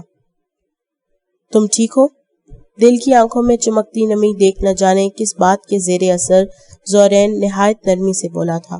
دل نفی میں سر ہلاتی فوراً نظریں پھیر گئی تھی۔ اس کا دل زور سے دھڑک اٹھا تھا۔ زورین اسے تھام کر اسٹیج پر لایا تھا۔ زورین اسے کسی کانچ کی گڑیا کی طرح ٹریٹ کر رہا تھا۔ دل اس دکھاوے کی حقیقت جانے بغیر آہستہ آہستہ اس کے سحر میں گرفتار ہو رہی تھی۔ اس کا دل اس سے بے قابو ہوتا جا رہا تھا۔ وہاں موجود ہر انسان کی نظریں اس بے پناہ حسین کپل پر ٹکی تھی۔ منزہ نے بے اختیار ان دونوں کی نظر اتاری تھی۔ رقیہ بیگم اور باقی سب جنہوں نے ہمیشہ دل پر ظلم ڈھائے تھے، اس کی یکدم بدلتی یہ شہزادیوں جیسی حیثیت پر حسد بھری نظروں سے دیکھنے کے علاوہ کچھ بھی نہیں کر سکتے تھے۔ آپ کی بلا وجہ کی ضد نے اس ہیرے کو کسی اور کی جھولی میں ڈال دیا۔ اب لڑکی بھی گئی اور اس کے نام پر موجود جائیداد بھی۔ کہا تھا شادی کروا دیں اس سے میری، ساری عمر پیر کی جوتی نہ بنا کے رکھتا تو کہتی آپ۔ تقی سے اپنے اشتغال پر قابو پانا مشکل ہو رہا تھا۔ سونے کی چڑیا اس کے ہاتھ سے نکل چکی تھی، صرف اور صرف اس کی ماں کی بیجا ضد کی وجہ سے۔ مان چکی ہوں میں بہت بڑی غلطی کر چکی ہوں، مگر اب میں ہی سدھاروں گی اپنی یہ غلطی۔ دیکھنا اب کیا کھیل کھیلتی ہوں میں۔ زورین شاہ جیسا عزت دار شخص اس پر تھوکنا بھی پسند نہیں کرے گا۔ کچھ دیر خوش ہو لینے دو۔ ہماری خوشیوں کی قاتل اس بے حیا عورت کی بیٹی کو اس کے بعد ساری زندگی تمہارے قدموں کی ہی خاک چھانی پڑے گی۔ رقیہ بیگم اپنے لفظوں کے ذریعے دل میں بھرا زہر نکالتے ہوئے بولی تھی۔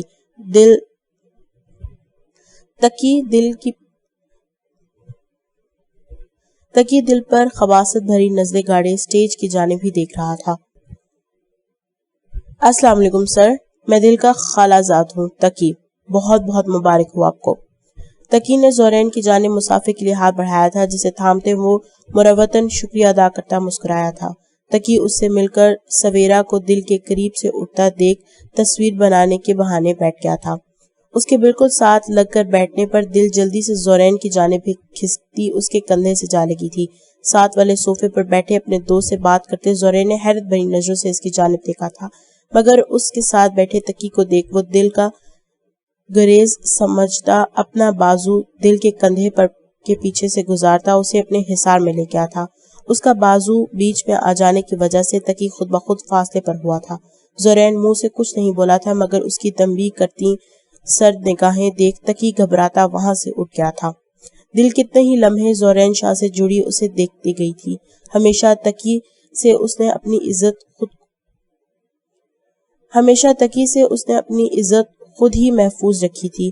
کئی بار گھر میں اکیلا ہونے کی وجہ سے وہ صرف تقی کے ڈر سے پورا دن کمرے میں بھوکی قید رہتی تھی، مگر کبھی کسی نے تقی کے حوالے سے کہی جانے والی اس کی باتوں کا یقین نہیں کیا تھا۔ یہاں تک کہ اس معاملے میں تو اس پر جان چھڑکنے والی اس کی کزنز بھی اس کا یقین نہیں کیا کرتی، کیونکہ تقی ان کے سامنے بالکل شریف اور بھائیوں جیسا برتاؤ کرتا تھا۔ لیکن آج پہلی بار کسی نے اسے اس شخص کی بری نیت اور نظروں سے محفوظ کیا تھا۔ بنا اس کے کچھ بولے ہی زورین اس کی پریشانی سمجھ گیا تھا۔ دل آہستہ آہستہ اس شخص کی اسیر ہوتی جا رہی تھی۔ اسے خود بھی یقین نہیں آ رہا تھا کہ وہ کچھ لمحوں میں ہی اس شخص کی گرویدہ کیسے ہو سکتی ہے جو اسے سخت ناپسند تھا۔ نکاح کا بندھن اپنے بولوں میں اتنی طاقت رکھتا تھا کہ اس کا دل اپنے مجازی خدا کے لیے موم ہونے کے ساتھ ساتھ اس کا شدائی ہونے لگا تھا۔ دل اس کے حصار میں قید مضبوط کندھے سے لگی مسمرائزی اسے ہی دیکھی گئی تھی۔ زورین نے بھی چہرہ جھکا کر اس کے ماتھے پر چمکتی پسینے کی بوندوں کو دیکھا تھا۔ اس کے لپسٹک سے سجے لرزتے ہونٹ اور گھنیری پلکوں کا رقص زورین شاہ کو محبوط کر گیا تھا۔ وہ بنا ارد گرد اپنی جانب دیکھتے لوگوں کا لحاظ کیے ہاتھ بڑھا کر انہیں محسوس کرنے ہی والا تھا جب منزہ کے قریب سے آتی کھانسی کی آواز پر اسے ہوش آیا تھا۔ وہ پیچھے ہوا تھا مگر دل کے گرد سے حصار ابھی بھی ختم نہیں کیا تھا۔ فوٹوگرافر کا کہنا ہے وہ اسی پوز میں آپ کی فوٹوز لینا چاہتا ہے۔ منزہ نے آنکھوں میں شوخی بھرے انداز سے زورین کی جانب دیکھا تھا۔ اتنی دیر سے آپ کا فوٹوگرافر سویا ہوا تھا کیا؟ ہم پوز ہی تو دے رہے تھے۔ زورین بنا شرمندہ ہوئے ڈھٹائی سے بھویں اچکا کر بولا تھا۔ ذرا میرے ساتھ آؤ، ضروری بات کرنی ہے تم سے۔ زورین دل کے قریب سے اٹھتا منزہ کو ساتھ آنے کا اشارہ کرتا اسٹیج سے اتر گیا تھا۔ کیا ہوا، سب خیریت ہے؟ منزہ اس کے اس طرح سائڈ پر لانے پر حیران ہوتے بولی تھی۔ میں چاہتا ہوں رخصتی بھی آج ہو، تم ان لوگوں کو بتا دو ابھی کچھ دیر بعد نکلنا ہے ہمیں۔ زورین کے منہ سے نکلنے والی بات پر منزہ آنکھیں پھاڑے اس کی جانب ہونکوں کی طرح دیکھ رہی تھی۔ مطلب تم دل اویس کو آج ابھی اپنے ساتھ لے کے جانا چاہتے ہو؟ منزہ کو اپنی سماعتوں پہ یقین نہیں آ رہا تھا۔ میرے مطابق تو رخصتی کا یہی مطلب ہوتا ہے۔ زورین اس کی ریاکشنز دیکھ دانت پس کر بولا تھا۔ تو آخر اس پیاری سی لڑکی کا جادو چل گیا تم پر؟ واو، مجھے یقین نہیں آ رہا، کتنے مزے کی بات ہے نا یہ۔ منزہ دل سے خوش ہوئی تھی۔ نہیں، ایسا کچھ نہیں ہے، میں جانتا ہوں ابھی کچھ دنوں بعد تم لوگوں کی جانب سے رخصتی کا ڈرامہ شروع ہو جانا ہے۔ میں اتنا فارغ انسان بالکل بھی نہیں ہوں کہ روز اپنی کروڑوں کی میٹنگ چھوڑ کر یہاں سٹیج پر شو پیس بن کر بیٹھوں، تو بہتر یہی ہے آج ہی رخصتی ہو جانی چاہیے تاکہ یہ قصہ ہی ختم ہو جائے۔ زورین اسے دو ٹوک جواب دیتا وہاں سے ہٹ گیا تھا جبکہ منزہ کی ساری خوشی دھری کی دھری رہ گئی تھی۔ زورین سے اس کی بچپن کی دوستی تھی، وہ ایک ساتھ کھیلتے بڑے ہوئے تھے۔ زورین ان دونوں میاں بیوی کو بہت عزیز تھا۔ وہ اس کا گھر بستے اسے ایک خوشحال زندگی گزارتے دیکھنا چاہتے تھے۔ اسی وجہ سے وہ پچھلے اتنے عرصے سے زورین کے پیچھے لگے ہوئے تھے۔ اب اچانک اس کے مان جانے پر انہیں ذرا سی بھی دیر کرنا مناسب نہیں لگا تھا۔ زورین کا بھائی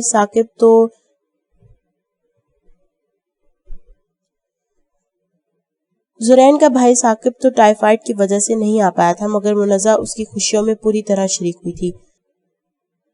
قصہ ختم نہیں ہوا میرے بھائی، ابھی شروع ہوا ہے، دیکھتی ہوں کب تک بچتے ہو تم۔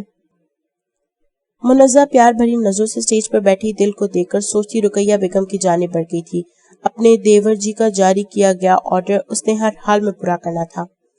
دل، تمہارے حسن کا جادو چڑھ گیا تمہارے شاہ صاحب پر، وہ آج ہی رخصتی کروا رہے ہیں تمہاری۔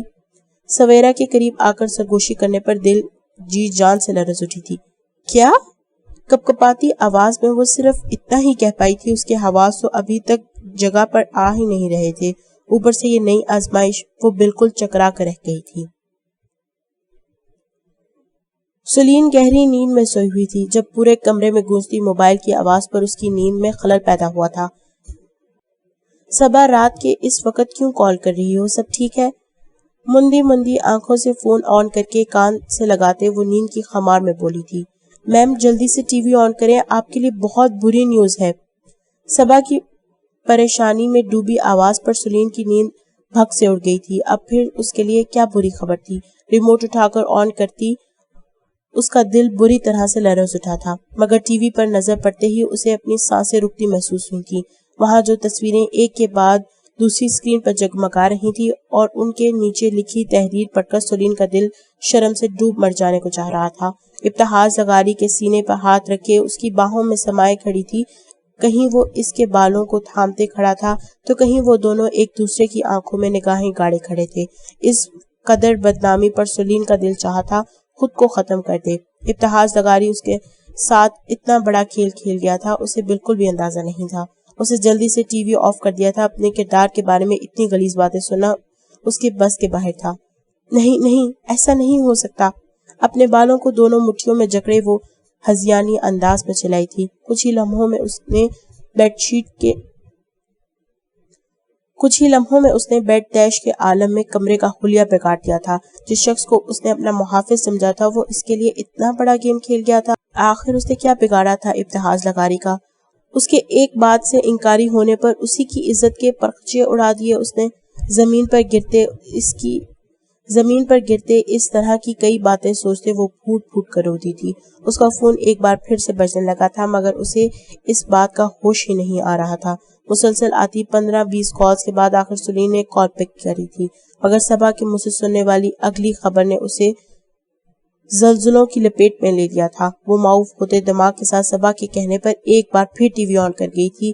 یہ اس کے ساتھ کیا ہو رہا تھا؟ سامنے ہی اسکرین پر اس کا نکاح نامہ چل رہا تھا جو ابتہاج نے میڈیا پر دے کر سب کے منہ بند کروا دیے تھے۔ سلین پر اٹھنے والی انگلیاں تو ان دونوں کا نکاح نامہ دیکھ کر بند ہو چکی تھی، مگر یہ نیا انکشاف سلین پر بہت بھاری پڑا تھا۔ اس کا نکاح بھلا کیسے ہو سکتا تھا اس انسان سے؟ شاید یہ بھی اس کی چال کا کوئی حصہ تھا۔ سلین کو لگا تھا وہ بہت غلط انسان کے چنگل میں پھنس چکی۔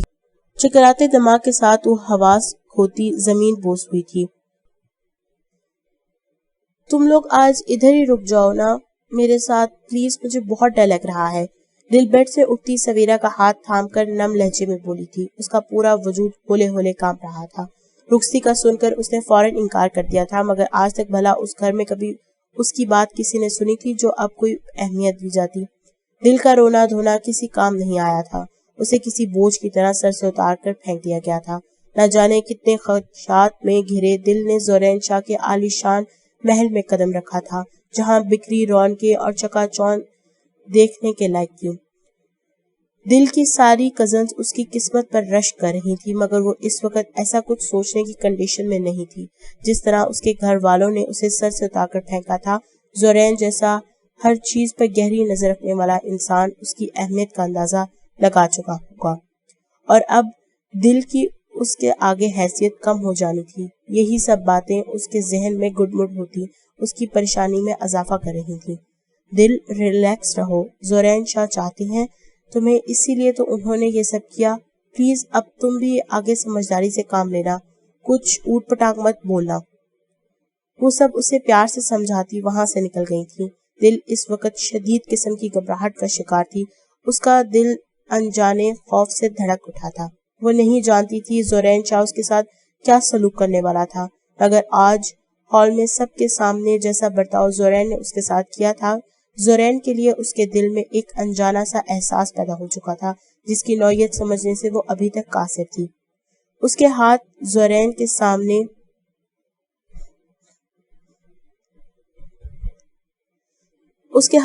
کے سامنے کا سوچ کر ہی ٹھنڈے پڑ چکے تھے۔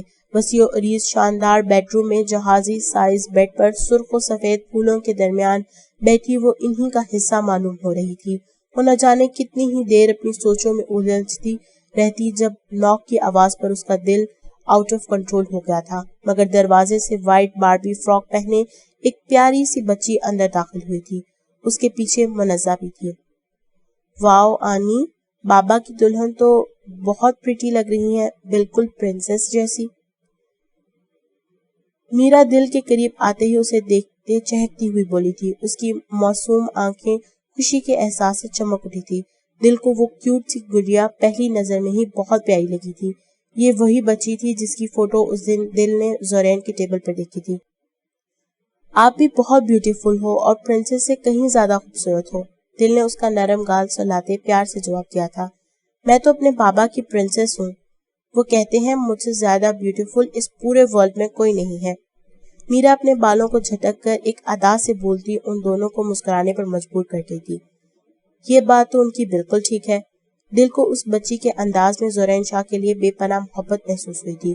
وہ بے حس انسان کسی کے لیے اتنا سافٹ کارنر بھی رکھ سکتا تھا، اسے یقین نہیں آ رہا تھا۔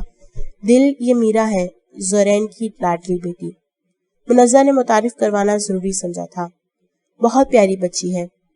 دل کو تو شروع سے ہی بچے بہت پسند تھے، پھر میرا تو بہت ہی پیاری بچی تھی، مگر اندر کہیں ایک بار اس کے دل میں زورین شاہ کی پہلی بیوی کو لے کر سوال ضرور اٹھ رہا تھا۔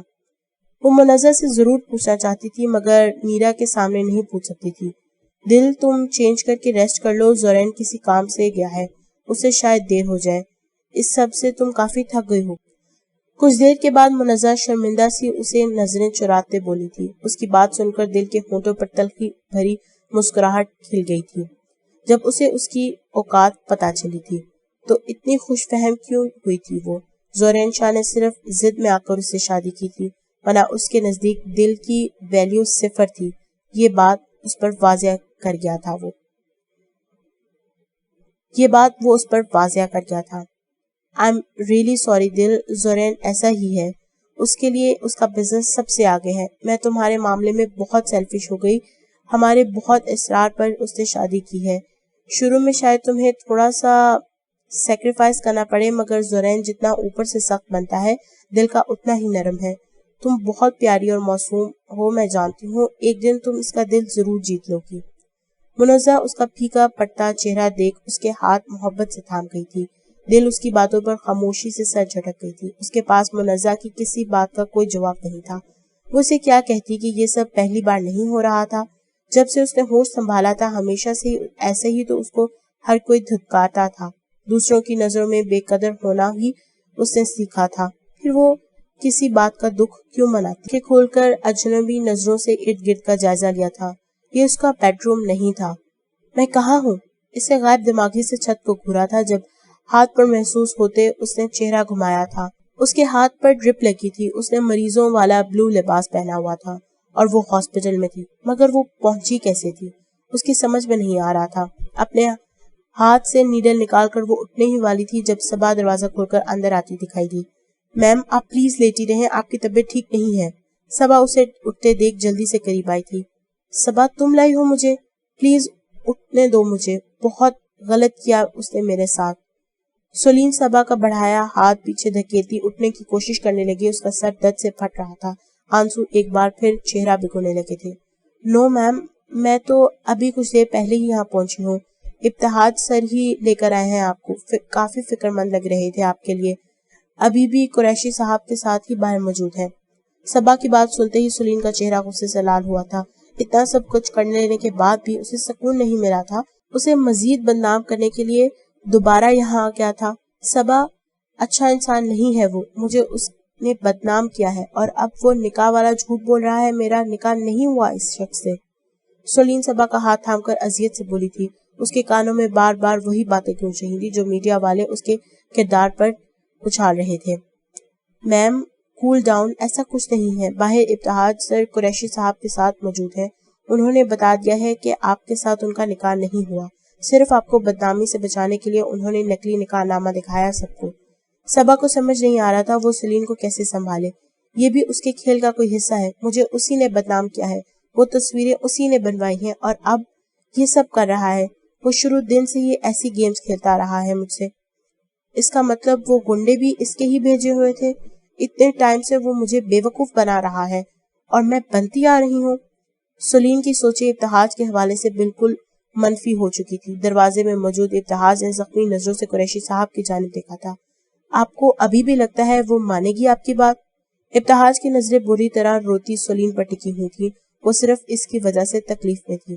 ابتہاج سختی سے مٹھیاں بھیجتا وہاں سے نکل گیا تھا جبکہ قریشی صاحب کچھ سوچتے اندر داخل ہوئے تھے.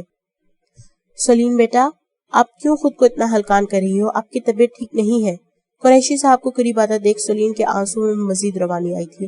انکل، مجھے ابتہاج لغاری کے خلاف ہراسمنٹ کیس کرنا ہے. وہ اچھا انسان نہیں ہے. میں مزید بدنام نہیں ہونا چاہتی.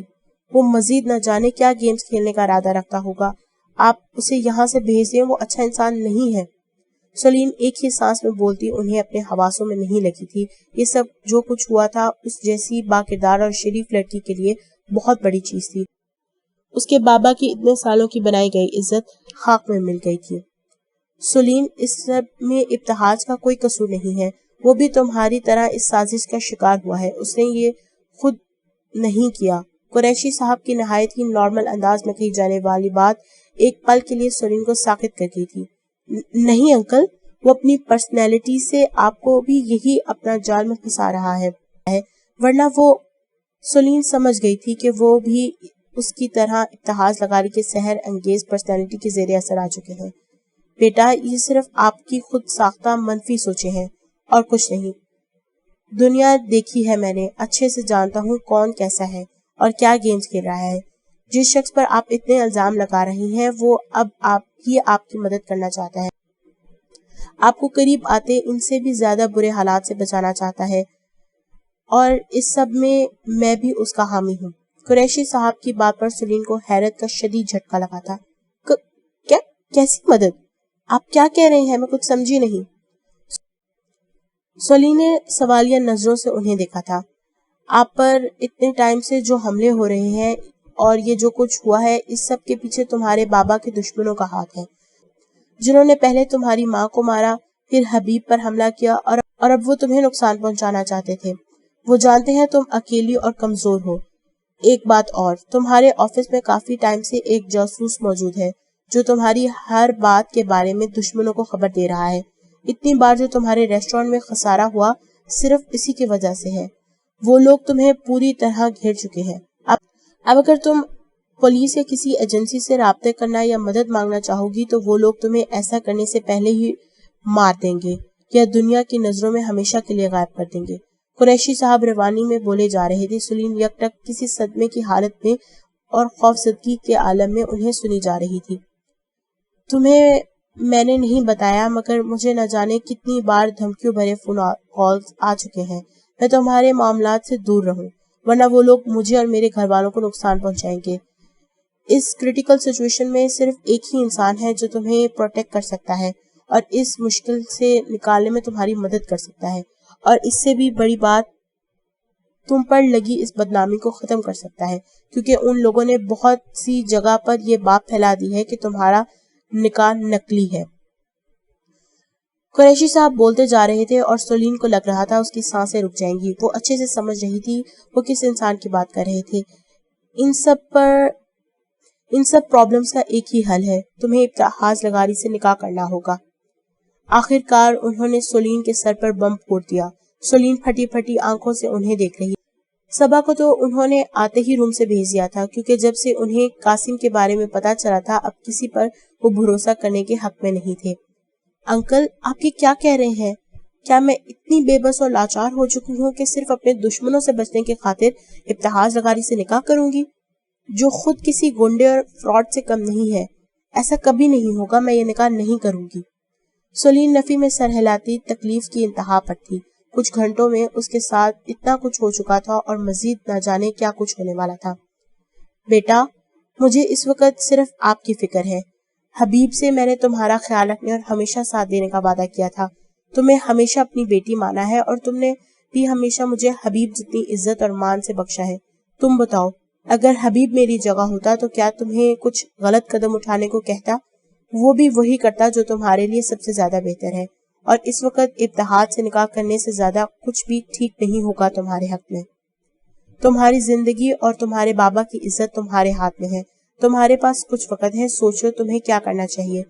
کسی غلط فہمی کا شکار ہو کر خود کو خطرے میں ڈالنا چاہتی ہو، یا میرے کیے گئے فیصلے پر عمل کر کے اپنے دشمنوں سے اپنی ماں باپ کے کیے ظالم کا بدلہ لینا چاہتی ہوں۔ قریشی صاحب کی ساری باتیں سن کر وہ عجیب سی کشمکش کا شکار ہو چکی تھی۔ میں تیار ہوں اس نکاح کے لیے، مگر میری ایک شرط ہے۔ سلیم کی بات پر واپس جاتے قریشی صاحب کے قدم رک گئے تھے۔ کیسی شرط؟ اس کے مان جانے پر وہ بہت خوش ہوئے تھے۔ ابتہاج لغاری سے یہ نکاح صرف میری پروٹیکشن کے لیے کیا جا رہا ہے، تو میں اس شخص سے گارنٹی چاہتی ہوں کہ وہ میری یہ پرابلم سالو ہوتے ہی مجھے طلاق دے دے گا۔ اسے نکاح سے پہلے مجھے اسٹامپ پیپر پر سائن کر کے دینے ہوں گے، کیونکہ مجھے اس انسان پر بالکل بھی بھروسہ نہیں ہے۔ سلیم فیصلہ کرتی مضبوط لہجے میں بولی تھی۔ قریشی صاحب نے اس کے بابا کا ہمیشہ ہر مشکل وقت میں ساتھ دیا تھا، اس وقت بھی جب اس کے قریبی ترین رشتے بھی ان سے منہ موڑ چکے تھے، تب بھی اس کے بابا کے ساتھ کھڑے رہے تھے۔ پھر اب وہ بھلا کیسے اس کے لیے کوئی غلط فیصلہ کر سکتے تھے؟ اور جو کچھ اتنے ٹائم سے ہو رہا تھا، اس کے ساتھ واقعی اسے ایک انتہائی مضبوط سہارے کی ضرورت تھی۔ اگر ابتہاج کا ہاتھ تھا اس سب میں، تب بھی وہ اس کے قریب رہ کر ہی اسے بے نقاب کر سکتی تھی۔ ٹھیک ہے بیٹا، جیسا تم چاہتی ہو ویسا ہی ہوگا۔ مجھے بہت خوشی ہو رہی ہے تم نے ہر بار کی طرح آج بھی میری بات کا مان رکھا۔ جیتی رہو، خوش رہو۔ قریشی صاحب اس کے سر پر ہاتھ رکھتے وہاں سے نکل گئے تھے۔ ان کے جاتے ہی سلیم نے سائڈ ٹیبل پر رکھا اپنا موبائل اٹھا کر قاسم کو کال ملائی تھی، مگر اس کا فون بند ہونے کا سن کر اس کی پریشانی میں مزید اضافہ ہو گیا تھا۔ ہمیشہ قاسم اسے ہر بات میں گائیڈ کرتا تھا، اس وقت بھی وہ قاسم کو یہاں دیکھنا چاہتی تھی، اسے اپنے فیصلے کے ٹھیک ہونے یا غلط ہونے کے حوالے سے مشورہ لینا چاہتی تھی، مگر وہ نہ جانے اس وقت کہاں تھا۔ صبح 6 بجے کے قریب اس نے اپنے بیڈ روم میں قدم رکھا تھا۔ اس کی کمپنی پچھلے 1 مہینے سے ایک بہت بڑے پروجیکٹ پر کام کر رہی تھی، جس کے کامیاب ہونے پر اسے کروڑوں کا فائدہ ہونا تھا۔ 2 دن بعد اسے کلائنٹ کے سامنے پیش کرنا تھا، مگر رات کو اچانک اسے پتا چلا تھا کہ اس کے سٹاف کا ہی کوئی آدمی اس کے بزنس رائیولریز کے ساتھ مل کر اس کے پروجیکٹ میں گڑبڑ کر رہا تھا، جسے ٹھیک کرنے ہی اسے ارجنٹ آفس جانا پڑا تھا۔ دروازہ بند کر کے اندر کی جانب بڑھتے اس کی پہلی نظر ہر طرف سجے پھولوں اور اپنے بیڈ پر پورے استحقاق سے سوئی وجود پر پڑی تھی۔ اسے خود کو سر سے پیر تک پوری طرح ڈھانپ رکھا تھا۔ زورین اس لڑکی میں ذرا بھی انٹرسٹ نہیں لینا چاہتا تھا، اس لیے فوراً نظریں پھیرتے وہ فریش ہونے کے لیے واش روم کی جانب بڑھ گیا تھا۔ ساری رات جاگنے کی وجہ سے وہ کافی تھک چکا تھا اور اب گہری نیند چاہتا تھا۔ بیڈ کے قریب جاتے اس کی نظر دل پہ پڑی تھی، وہ اسی کے سائڈ پر کروٹ لیے سوئی ہوئی تھی۔ اب کمبل اس کے چہرے سے ہٹ چکا تھا، اس کا سندر مکھڑا زورین کے بالکل سامنے تھا۔ بیڈ پر لیٹتے اس کی نظر بار بار بھٹک کر دل کی جانب اٹھ رہی تھی۔ اس کی دودھیا رنگت میں کھلی گلابیاں اس کے چہرے کو مزید حسین بنا رہی تھیں۔ دل کی ملائم ہونٹ سوتے وقت ہلکے سے کھلے ہوئے تھے، یہ چیز اس کی معصومیت میں اضافہ کر رہی تھی۔ زورین کے ہونٹوں پر ایک بے اختیار سی مسکراہٹ بکھر گئی تھی۔ وہ شدید تھکاوٹ کا شکار تھا، سونا چاہتا تھا، مگر دل کے چہرے سے نظریں ہٹا کر آنکھیں بند بھی نہیں کر پا رہا تھا۔ آخرکار خود سے ہی جھنجھلاتے اس نے سیدھا ہو کر کمبل واپس دل کے چہرے پر ڈال دیا۔ وہ گہری نیند میں اپنی دلکشی سے زورین شاہ کے دل پر بجلیاں گرا رہی تھی۔ رات کو وہ جو رو کر اور اپنی بے وقوفی پر تکلیف زدہ سی ہو کر سوئی تھی، اپنی ایک جھلک سے وہ ہی زورین شاہ کو بے آرام کر کے انجانے میں اس کا بات کا بدلہ لے رہی تھی۔ اس لڑکی کو اس بیڈ روم تک لانا صرف تمہاری ضد تھی، اس کی تمہارے نزدیک اتنی اہمیت بالکل بھی نہیں ہونی چاہیے کہ اس کی موجودگی تمہیں ڈسٹرب کرے۔ زورین شاہ اپنی ان عجیب احساسات پر خود کو سختی سے سرزنش کرتا کروٹ بدل کر لیٹ گیا تھا۔ کچھ دیر پہلے دل کا اضطراب اس کے اوپر سے زائل ہو چکا تھا، اس نے خود کو واپس اپنے کریکٹر میں ڈھال لیا تھا۔ سلیم حبیب کو اس بات کی گارنٹی چاہیے کہ میں اسے یہ پرابلم سالو ہوتے ہی چھوڑ دوں گا۔ امیزنگ۔ ابتہاج نے سرد لہجے میں پوچھے قریشی صاحب کی جانب دیکھا تھا، جنہوں نے اسباب میں سر ہلاتے مدد طلب نظروں سے اس کی جانب دیکھا تھا۔ آپ فکر مت کریں قریشی صاحب، میں سلیم حبیب کی ہر شرط ماننے کو تیار ہوں۔ ابتہاج نے ان کو مزید کچھ بولنے کا موقع دیے بغیر فوراً رضامندی دے دی۔ تھینک یو سو مچ، آپ جانتے نہیں آپ نے میرا کتنا بڑا پرابلم سالو کر دیا ہے۔ سلیم مجھے میری سگی بیٹیوں کی طرح عزیز ہے، اس کو محفوظ ہاتھوں میں جاتا دیکھ میں بہت خوش ہوں۔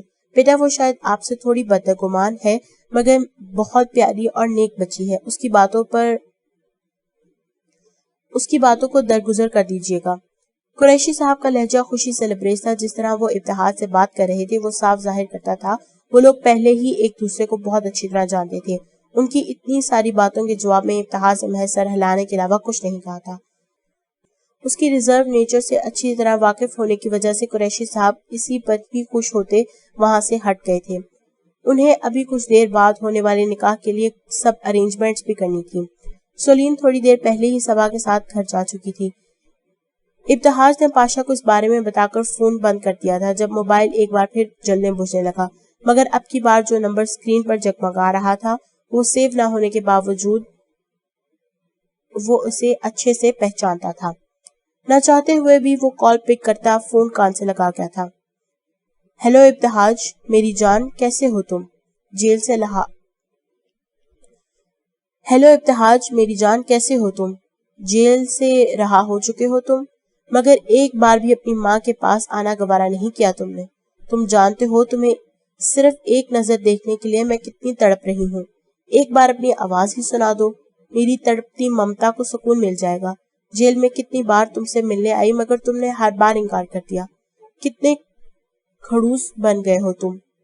دوسری جانب سے اپنی ماں کی بےتابی بھری آواز پر ابتہاج کے ماتھے کی رگیں تن گئی تھی۔ وہ جیل سے باہر اسی لیے نہیں آنا چاہتا تھا کہ کہیں اسے یہ آوازیں نہ سننی پڑیں۔ ملنے اس لیے نہیں آیا کہ مسز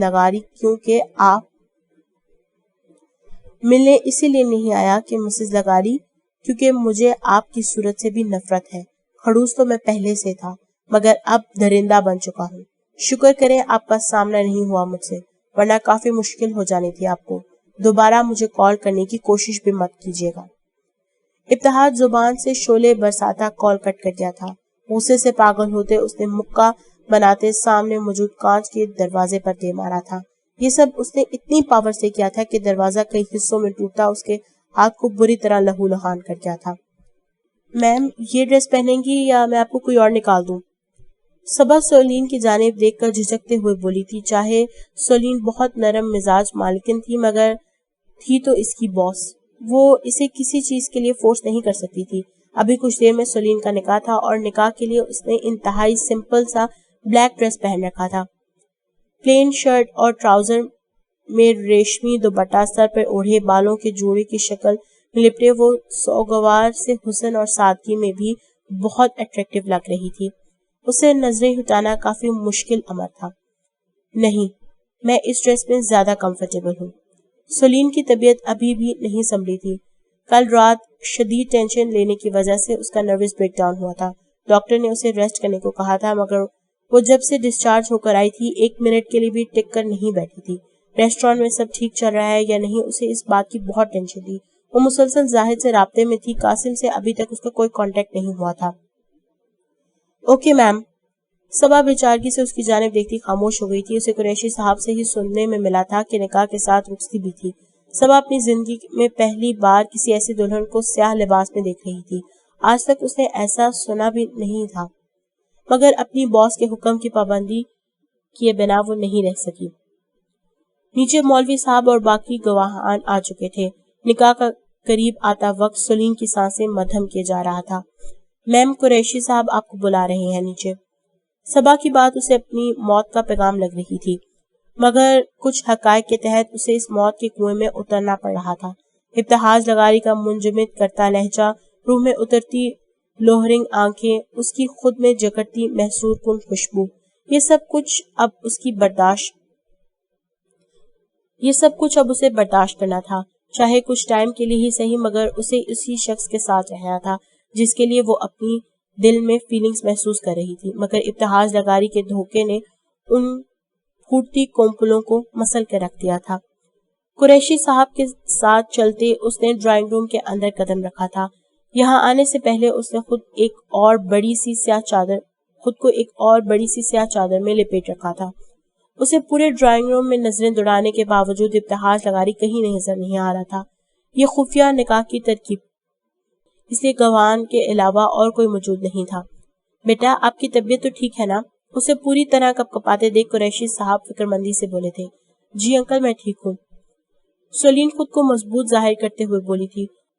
اس وقت جب آپ کو اپنے قریبی رشتہ داروں کی سب سے زیادہ ضرورت ہوتی ہے، اس کے پاس کوئی بھی نہیں تھا، ایک خونی رشتہ بھی نہیں۔ قریشی صاحب کی وائف اور بیٹی ان کے بیٹے کی ناساز طبیعت کی وجہ سے رات کو ہی امریکہ چلے گئی تھی۔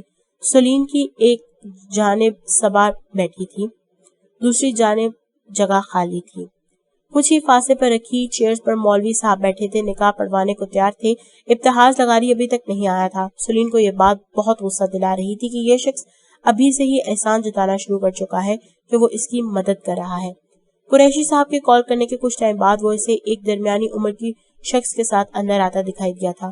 پیچھے 3-4 لوگ اور بھی تھے، مگر اب وہ نظریں پھیر چکی تھی۔ ابتحاج اس کے ساتھ آ کر برجمان ہوا تھا۔ وہ فیصلہ کر ہی بیٹھا تھا، مگر پھر بھی اسے جتانے کے لیے وہ اسے مزید فیصلے پر برقرار رکھتی صبا کی جانب کھسک گئی تھی۔ ابتحاج نے اس کی حرکت بہت غور سے دیکھی تھی، مگر ہونٹ بھینچے اس وقت بالکل خاموش تیار ہوا تھا۔ ابتحاج تو ہمیشہ کی طرح بلیک کپڑوں میں ملبوس تھا، بلیک شلوار قمیض میں سلیوز کوہنیوں تک فولڈ کیے وہ بے نیازی اور مغروریت بھرے تاثرات کے ساتھ بیٹھا پورے ماحول پر چھایا ہوا لگ رہا تھا۔ صبا نے ستائشی نظروں سے اس منفرد سے سیاہ لباس میں موجود کپل کو دیکھا تھا۔ دونوں ہی ایک ساتھ بیٹھے کمال لگ رہے تھے، جیسے ایک دوسرے کے لیے ہی بنے ہوں۔ مولوی صاحب نکاح پڑھوانا شروع کر چکے تھے۔ نکاح کے ہر بول کے ساتھ سلیم کے دل کی حالت غیر ہوتی جا رہی تھی۔ نکاح نامے پر سائن کرتے کتنی بار پین اس کے ہاتھ میں لرز گیا تھا۔ اپنا آپ کسی ایسے شخص کے نام جس کے نام سے زیادہ آپ کچھ نہیں جانتے ہو بہت مشکل امر تھا۔ وہ صرف اپنے ماں باپ کی خاطر یہ کروا گھونٹ پی گئی تھی۔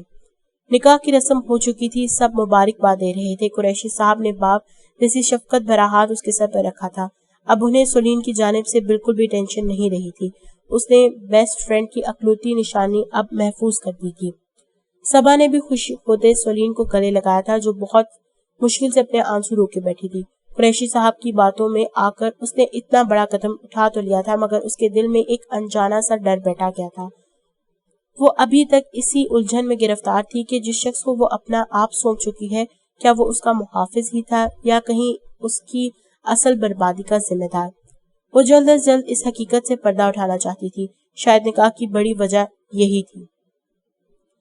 اسٹامپ پیپر پر سائن کروانے کا اصل مقصد یہی تھا کہ جب وہ اس شخص کی اصلیت دنیا کے سامنے لائے تو وہ آزادی کا پروانہ بھی اس کے پاس ہو۔ قاسم سے کوئی کانٹیکٹ نہیں ہوا۔ سلیم کی سرگوشی نما آواز میں کہیں بات بھی قریب بیٹھے ہونے کی وجہ سے بآسانی ابتحاج کی سماعتوں سے ٹکرائی تھی۔ اسے جتنی اس بندے سے نفرت تھی، سلیم اتنا ہی اس کا نام لے کر ابتحاج کو جلا کر خاک کر دیتی تھی۔ وہ نہ جانے کیسے غصہ ضبط کرتا وہاں سے اٹھ گیا تھا۔ اس کے یوں جھٹکے سے اٹھ جانے پر سلیم کے ہونٹوں پر محظوظ کن مسکراہٹ بکھر گئی تھی۔ اس انسان نے اسے ذہنی ٹارچر کرنے کی کوشش کی تھی، اب وہ اس سے سارے بدلے لینا چاہتی تھی۔ اسے ایسا محسوس ہو رہا تھا کہ اصل کلپریٹ ابتحاج لغاری ہی تھا۔ میم، ابھی کچھ دیر میں آپ کی رخصتی ہے، ان سے تو آپ کو نیند آ جائے گی۔ سلیم صبا کے ساتھ روم میں آ چکی تھی اور ڈاکٹر کی دی گئی دوائیاں جو اس ٹائم بالکل بھی نہیں لینی تھی، سلیم بہت ہی آرام سے انہیں پانی سے نگل گئی تھی۔ آج رخصتی ہو، یہ پتھر پر لکیر تو نہیں بن گئی نا؟ نکاح ہو چکا ہے، رخصتی کل ہو یا پرسوں ہو جائے گی۔ سلیم دوائیوں کی زیر اثر بولتی بیڈ پر لیٹ چکی تھی۔ اگلے چند لمحوں بعد وہ غنودگی میں جا چکی تھی۔ صبا بے چارگی سے اسے دیکھتی پلٹ گئی تھی۔ وہ خود نہیں جانتی تھی اب کیا ہونے والا تھا۔ روم میں دبیز پردے گرے ہونے کی وجہ سے بالکل اندھیرا ہو چکا تھا۔ دل اپنی عادت کے مطابق لائٹ آن کر کے سوتی تھی، جو زرین نے سونے سے پہلے آف کر دی تھی، کیونکہ اسے ذرا سی بھی روشنی میں نیند نہیں آتی تھی۔ دل نیند میں ہوتے ہوئے بھی ذرا لائٹ اپ ہونے پر جاگ جاتی۔ اس وقت بھی کسی انجانے احساس کے تحت دل کی آنکھ کھلی تھی۔ اجنبی نظروں سے ہر طرف نظر دوڑاتے اسے اپنا ہاتھ پر کوئی بوجھ محسوس ہوا تھا۔ جیسے ہی چہرہ گھمانے پر اس کی نظر اپنے سامنے سوئے زرین شاہ پر پڑی، اس کا دل بے قابو ہوتا زور سے دھڑکنے لگا۔ زرین کروٹ کے بل لیٹے اس کے کافی قریب تھا۔ اس کا وزنی ہاتھ دل کے ہاتھ کے اوپر رکھا تھا، جس سے وہ بالکل دب سا گیا تھا۔ دل آنکھیں پھاڑے اسے دیکھے گئی۔ سوتے وقت وہ اکیلی تھی، پر زرین شاہ کب آیا تھا؟ ہر وقت آنکھ اگلتی اور دوسروں کو نیچا دکھاتی مغرور آنکھیں موندے وہ بے خبر سویا دل کی حالت اختیار کر گیا تھا۔ وہ فوراً نظریں پھیر گئی تھی۔ اس شخص کے نزدیک وہ اپنی اہمیت سے واقف تھی، اس لیے کسی قسم کی خوش فہمیاں پال کر بعد میں اپنے آپ کو ہرٹ نہیں کرنے دینا چاہتی تھی۔ دل گھبراہٹ اور عجیب سی کیفیت کا شکار ہوتی اس کا ہاتھ جھٹکتی پیچھے ہٹی تھی. اس کے یوں جھٹکا دینے سے زورین کی آنکھ بھی کھل گئی تھی. وٹ نانسنس، یہ کیا طریقہ ہے؟ زورین جو ابھی کچھ دیر پہلے ہی سویا تھا اپنی نیند یوں خراب کیے جانے پر یہ بات بھلائے کہ یہ اس کی ایک دن کی نئی دلہن ہے، غصے سے اونچی آواز میں اس سے مخاطب ہوا تھا. اسے نیند میں اس طرح ڈسٹرب کیے جانے پر شدید غصہ آتا تھا. کئی بار میرا کو بھی ڈانٹ پڑ چکی تھی. زورین کی نیند کے خمار سے لال پڑتی آنکھیں خود پر گڑی دیکھ اس کا دل زور سے دھڑک اٹھا تھا، مگر فوراً اپنی نظروں پر قابو رکھتے اسے زورین شاہ کو اسی غصے سے جواب دیا تھا. آپ نے میرا ہاتھ پکڑا ہوا تھا، ورنہ مجھے کوئی شوق نہیں آپ کے قریب آنے کا. اس کی نظروں سے دل کی گھبراہٹ میں اضافہ ہوا تھا. وہ بات کہتی بیڈ سے اٹھنے ہی والی تھی جب زورین نے اس کی کلائی گرفت میں لیتے وہیں روک دیا تھا. اوہ، میں تو بھول ہی گیا تھا. آئی تھنک کل رات نکاح ہوا ہے ہمارا. تم اسی وجہ سے میرے روم میں موجود ہو اس وقت. ایسا ہی ہے نا؟ یا کوئی بھیانک خواب دیکھ رہی ہو جس میں تم میری بیوی کی حیثیت سے میرے کمرے میں موجود ہو؟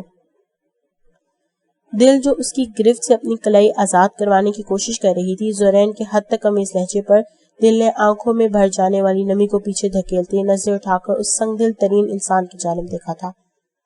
آپ کو پتا نہیں مگر میرے لیے واقعی کسی بھیانک خواب سے کم نہیں ہے یہ. اگر میرے بس میں ہوتا تو یہ نکاح کبھی نہ کرتی، مگر میرے پاس کسی نے ایسا کوئی آپشن نہیں چھوڑا تھا. دل نے اپنی کلائی اس کے ہاتھ سے آزاد کروانے کے ساتھ ساتھ اپنا حساب بھی بے پاک کیا تھا، جبکہ اس کی بات زورین کو بالکل بھی پسند نہیں آئی تھی. اتنی دیر میں اس نے پہلی بار ایک بھرپور نظر دل کے سراپے پر ڈالی تھی. کل نکاح کے وقت وہ جتنی غضب دہا رہی تھی اس وقت اتنی ہی سادگی کی مورت بنی ہوئی تھی. میرون کلر کے سادہ سے سوٹ میں بالوں کو کیچن میں مکید کرنے کی ناکام کوشش کیے وہ اس وقت سادگی میں بھی بے انتہا خوبصورت لگ رہی تھی. اس کا فریش چہرہ مقابل کو بھی تازہ دم کر جاتا تھا، جیسا اس وقت زورین کے ساتھ بھی ہوا تھا. دل کا چاہے خون ہی جلاتے مگر وہ اس سے باتیں کرتا اب حد تک فریش ہو چکا تھا. دل کے سیدھے سلکی بال اس کے چہرے کے گرد ہالے بنائے اس کے چہرے کی شادابی میں مزید اضافہ کر رہے تھے. زورین کے لیے نظریں ہٹانا مشکل ثابت ہو رہا تھا. وہ خود بھی سمجھ نہیں پا رہا تھا اگر یہ لڑکی صرف اس کی ضد تھی، اس کے لیے کوئی معنی نہیں رکھتی تھی، تو اس وقت اس کے بیڈ روم میں بیوی کی حیثیت سے کیا کر رہی تھی. دل کے الفاظ کے جواب میں زورین نے بنا کچھ بولے اس کی کلائی کو جھٹکے سے اپنی جانب کھینچا تھا. دل جو پہلے ہی بازو چھڑوانے کے لیے مزاحمت کرتی اس کے قریب آ گئی تھی. زورین کے سنبھلنے پر کوشش کے باوجود سنبھل نہیں پائی تھی. وہ سیدھا اس کے سینے پر جا گرتی مگر دل نے اس کے کندھے پر ہاتھ رکھتے درمیانی فاصلے کو برقرار رکھا تھا. دل کا یہ گریز بھرا انداز زورین نے بہت غور سے نوٹ کیا تھا. تو تم اپنے کزن کے سہانے خواب دیکھتی رہی ہوگی. قسمت نے یہاں لا کر پٹک دیا مجھ جیسے جذبات سے آری انسان کے پاس. زورین کی کہی جانے والی ہر اگلی بات اسے پہلے سے زیادہ ہرٹ کر رہی تھی. اس کی آنکھوں سے آنسو لڑ کر گال پر پھسلا تھا جسے زورین نے اپنے گرنے سے پہلے ہی اپنی پوروں میں چم لیا تھا. زورین کے ہاتھ کا لمس اپنے چہرے پر محسوس کرتے اس کی حالت مزید غیر ہو گئی تھی. میں اپنے ماضی کے حوالے سے آپ کو جواب دینے کی پابند نہیں ہوں. وہ جیسا بھی گزرا ہوا ہے، جس سے بھی محبت کی ہو میں نے. دل نے بلا وجہ زج کرنے کی کوشش کرتے زورین کا ہاتھ جھڑکنا چاہا تھا جب اس کا دوسرا ہاتھ بھی زورین کی گرفت میں آیا تھا. دل سے اس کا چہرہ کافی قریب دیکھ اپنی دلی حالت پر قابو کرنا مشکل ہو گیا تھا. اس کے دل کی دھڑکنیں بری طرح دھک دھک کرنے لگی تھی مگر وہ اس بارے میں زورین کو محسوس نہیں ہونے دینا چاہتی تھی کیونکہ پھر اس سنگ دل ترین انسان نے اس کا مذاق بنا کر جینا حرام کر دینا تھا کہ وہ اس کی محبت میں گرفتار ہو رہی ہے. کافی خوبصورت ہو تم. زورین نے اس کے ہاتھ ابھی بھی آزاد نہیں کیے تھے اور نہ ہی اسے خود سے دور کیا تھا. دل کا چہرہ اب بھی گہری نظروں کی گرفت میں لیے بولتا وہ اسے پزل کر رہا تھا. مگر مجھے تم میں بالکل بھی انٹرسٹ نہیں ہے. تم اچھے سے جانتی ہو میں نے یہ شادی کیوں کی ہے، صرف اپنی ضد پوری کرنے اور دنیا کے سامنے شادی شدہ ہونے کا دکھاوا کرنے کے لیے. اس سے زیادہ میرے نزدیک تمہاری کوئی حیثیت نہیں ہے. یہ بات ہمیشہ اپنے ذہن میں واضح رکھنا. زورین سے خود سے دور جھٹکتا کروٹ لے کر واپس پلٹ گیا تھا. اس کا دل چاہا اس بے حس انسان کو جھنجھوڑ کر رکھتے جس نے اس کی پہلے سے برباد زندگی کو مزید خراب کر دیا تھا. صبا، آپ جائیں سولین کو لے آئیں، رخصتی کا ٹائم ہو چکا ہے. قریشی صاحب ابتہاج کے ساتھ صبا کے قریب آتے بولے تھے، جو شرمندہ سے ان کی جانب دیکھی گئی تھی۔ وہ کیسے بتاتی کہ اس کی باس صاحبہ گدھے گھوڑے بیچ کر سو چکی ہے۔ اس نے ہیوی ڈوز لی تھی جس سے اگلے کئی گھنٹے کسی کے جھنجھوڑنے پر اس کی آنکھ نہیں کھلنی تھی۔ کیا ہوا مس صبا، کوئی پرابلم تو نہیں؟ سلیم ٹھیک تو ہے نا؟ قریشی صاحب فوراً فکر مند ہوتے بولے۔ ابتہاج نے بھی جانچتی نظروں سے اس کی جانب دیکھا تھا۔ نو سر، میم بالکل ٹھیک ہے، مگر وہ سو گئی ہیں اپنی میڈیسن لے کر، تو رخصتی ابھی تو پاسبل نہیں ہو سکتی۔ صبا نے بات کرتے ڈرتے ڈرتے ابتہاج کی جانب دیکھا تھا۔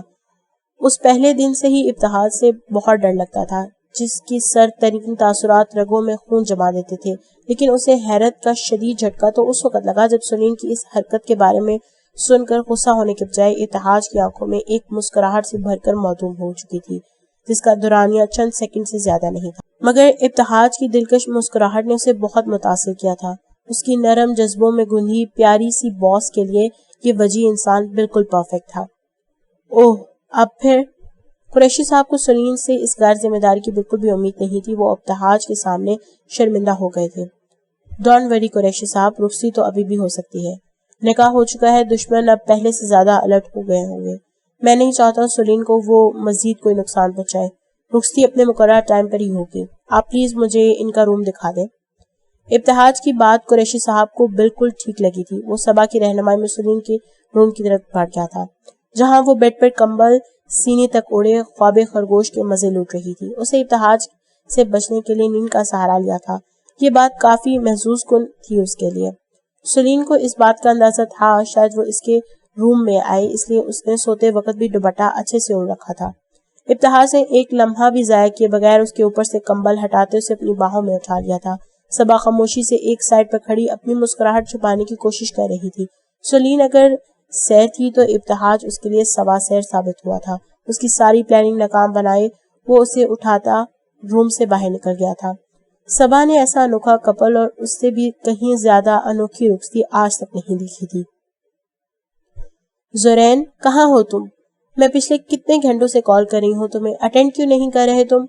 منزہ اچھی خاصی بھڑکی ہوئی تھی۔ وہ کئی سو بار کال کر چکی تھی، مگر زورین اپنی میٹنگ میں بزی ہر چیز فراموش کر جاتا تھا۔ ابھی بھی اس سے بات نہیں ہو پائی۔ اگر منزہ اس کی سیکرٹری کو ڈانٹ کر فون میٹنگ میں لے جانے کو نہ کہتی۔ کیا ہوا، سب خیریت ہے؟ میرا تو ٹھیک ہے نا؟ زورین کو فوراً میرا کی فکر مندی ہوئی تھی۔ میرا ٹھیک ہے، سب خیریت ہے، مگر تم ابھی اور اسی وقت آفس سے نکلو۔ منزہ کو اس کا دل کو یوں یکسر فراموش کرنا پسند نہیں آیا تھا۔ آپ وجہ بتانا پسند کریں گی؟ اپنی اتنی امپورٹنٹ میٹنگ چھوڑ کر کس لیے آؤں میں؟ زورین نے اس کے انداز میں جواب دیا تھا۔ کیونکہ تمہاری اب ایک عدد بیوی بھی ہے، جسے کل ہی اپنے ساتھ رخصت کروا کے لائے ہو تم۔ جیسے تمہیں اپنے باقی فیملی ممبر سے محبت ہے، ان کی عزت اور مان رکھتے ہو، ویسے ہی برتاؤ اب تمہیں اپنی بیوی کے ساتھ بھی کرنا ہوگا، جو صرف تمہاری وجہ سے اپنے سارے رشتہ دار چھوڑ کر رہی ہے۔ آج رسم کے مطابق دلاوے صبح اپنے گھر والوں کے ساتھ مکلاوے میں گئی ہے، تمہیں ابھی اسے لینے جانا ہوگا۔ رسم کے مطابق تو شوہر کو بھی رات وہیں رکنا ہوتی ہے، مگر تمہارے مزاج کے پیش نظر میں نے رات کو ہی تم دونوں کے واپس آنے کی بات کر لی تھی۔ منزہ رسانیت سے سمجھاتے ہوئے بولی تھی۔ واٹ ربش! تمہیں لگتا ہے میں ایسی فضول رسموں کا حصہ بنوں گا؟ آپ جائیں، لے آئیں اسے۔ زورین نے اس کی سوچ کے عین مطابق ری ایکشن دیا تھا۔ جب شادی تم نے کی ہے تو اس کی ساری رسمیں بھی تمہیں ہی نبھانی پڑیں گی۔ منزہ کو اب خود پر افسوس ہو رہا تھا کہ اپنے اس نک چڑھے دیور کے ساتھ کسی معصوم لڑکی کو پھنسا کر کتنی بڑی زیادتی کی ہے۔ تمہیں ہی شوق چڑھا ہوا تھا میری شادی کروانے کا، اب بھگتو سب۔ اور ویسے بھی جب وہ مجھ سے پوچھے بغیر گئی ہے تو میں اسے کیوں لینے جاؤں؟ زورین نے انکار کی ایک اور وجہ ڈھونڈی تھی، کیونکہ صبح جب وہ سویا ہوا تھا دل اپنے گھر والوں کے ساتھ چلی گئی تھی۔ تم کیسی ٹپیکل مردوں والی باتیں کر رہے ہو؟ بے وقت تم سوئے ہوئے تھے، اگر وہ تمہیں جگا کر جانے کی اجازت لیتی تو تم نے الگ ہی بھڑک جانا تھا۔ میں نہیں کہا تھا اسے کہ چلی جائے، اور تم جانتے ہو اس کے گھر والوں کے سامنے ہمیں کتنی شرمندگی اٹھانی پڑی تمہارے وہاں نہ آنے کی وجہ سے۔ منزہ کو صبح والی بات پر ایک بار پھر غصہ آ گیا تھا۔ اب تم صرف میرا ٹائم ویسٹ کر رہی ہو، اس وقت میری بہت امپورٹنٹ میٹنگ چل رہی ہے، میں کسی صورت نہیں جا سکتا، تم ڈرائیور کو بھیج کر لے آنا اسے۔ زورین اس کی مزید کچھ کیے بغیر سنے بات کال کٹ کر گیا تھا۔ اسے زہر سے بھی برے لگتے تھے دل کے گھر والے، وہاں قدم نہ رکھنے کی وجہ سے ہی تو اس نے ہال میں نکاح کا فنکشن ارینج کروایا تھا، پھر اب وہ بھلا کیسے وہاں چلا جاتا۔ بھرپور نیند لے کر اس نے انگڑائی لیتے آنکھیں کھولی تھی۔ وہ خوش تھی، اس نے نکاح ہوتے ہی ابتہاج لغاری کی ایک بات تو رد کر ہی دی تھی، رخصتی نہ کروا کر۔ اب وہ آگے بھی مزید ایسا ہی کرنے کا ارادہ رکھتی تھی۔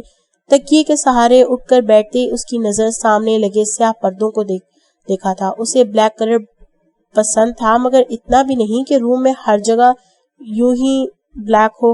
نکاح میں بھی سیاہ رنگ صرف ابتہاج لغاری سے نکاح کے سوگ میں پہنا تھا۔ پردے سے نظریں ہٹا کر اس نے ارد گرد کا جائزہ لیا تھا۔ یہ روم اس کا نہیں تھا۔ سلین کا سر چکرا کر رہ گیا تھا۔ اس نے بے اختیار اپنے حلیے پر نظر ڈالی، باقی سب تو ٹھیک تھا، مگر سوتے وقت اپنے گرد لپیٹا دوپٹہ اس وقت تکیے کے ساتھ پڑا تھا اور بالوں سے کیچر نکال کر سائڈ پر رکھا تھا۔ بظاہر اس کے آرام کا مکمل خیال رکھا گیا تھا، مگر سلین کو یہ بات آگ لگا گئی تھی۔ ابتہاج لغاری واقعی کے انتہائی ضدی اور خود سر شخص تھا، اپنی منوا کر ہی رہا تھا۔ وہ ابھی اسی غم و غصے کا شکار تھی جب سائڈ ٹیبل پر پڑا اپنا موبائل بجتا دیکھ پہلے تو حیران ہوئی تھی، مطلب اس کی ہر چیز پہلے ہی یہاں پہنچا دی گئی تھی۔ میم آپ اٹھ گئیں، طبیعت کیسی ہے آپ کی؟ صبا کی آواز میں پوشیدہ شوق پن اسے مزید تپا کیا تھا۔ میں اس وقت کہاں ہوں؟ سلین کو خود بھی یہ بات پوچھتے عجیب لگ رہا تھا، مگر آگے سے سلین کو جو بات صبا نے بتائی تھی اس کا چہرہ شرم و خجالت سے تپ اٹھا تھا۔ وہ انسان اس کی سوچ سے بھی کہیں زیادہ بے باک اور شاطر تھا، جس کے لیے کبھی بھی کچھ بھی کر جانا مشکل نہ تھا۔ وہ سائڈ پر رکھے دوپٹے اور کیچر کو دیکھ کر ہی شرم و غصے سے لال ہو رہی تھی کہ ابتہاج نے اسے چھوا تھا۔ وہ ایک بار پھر اس کے قریب آیا تھا، لیکن اب تو ایسا کرنے کا حق رکھتا تھا۔ وہ اس کی بیوی بن کر اس کے گھر میں آ چکی تھی، اس ہٹ دھرم انسان کو وہ بھلا کیسے روک سکتی تھی؟ سلین کی دھڑکنوں کی رفتار تیز ہوئی تھی۔ اسے سمجھ نہیں آ رہا تھا کہ نکاح والا فیصلہ ٹھیک ہے یا غلط۔ اپنے بابا کے دشمن کے ساتھ یہ جو رشتہ جوڑ کر کہیں اس نے اپنی زندگی برباد تو نہیں کر دی؟ انہی باتوں میں الجھے اس کا دل چاہا اس خوبصورتی سے سجے کمرے کا حشر بگاڑ دے۔ کمبل اپنے اوپر سے ہٹا کر دوپٹہ اٹھاتی وہ باہر نکل آئی تھی۔ تو اپنے شوہر کے سامنے بھی یہی اوقات ہے تیری؟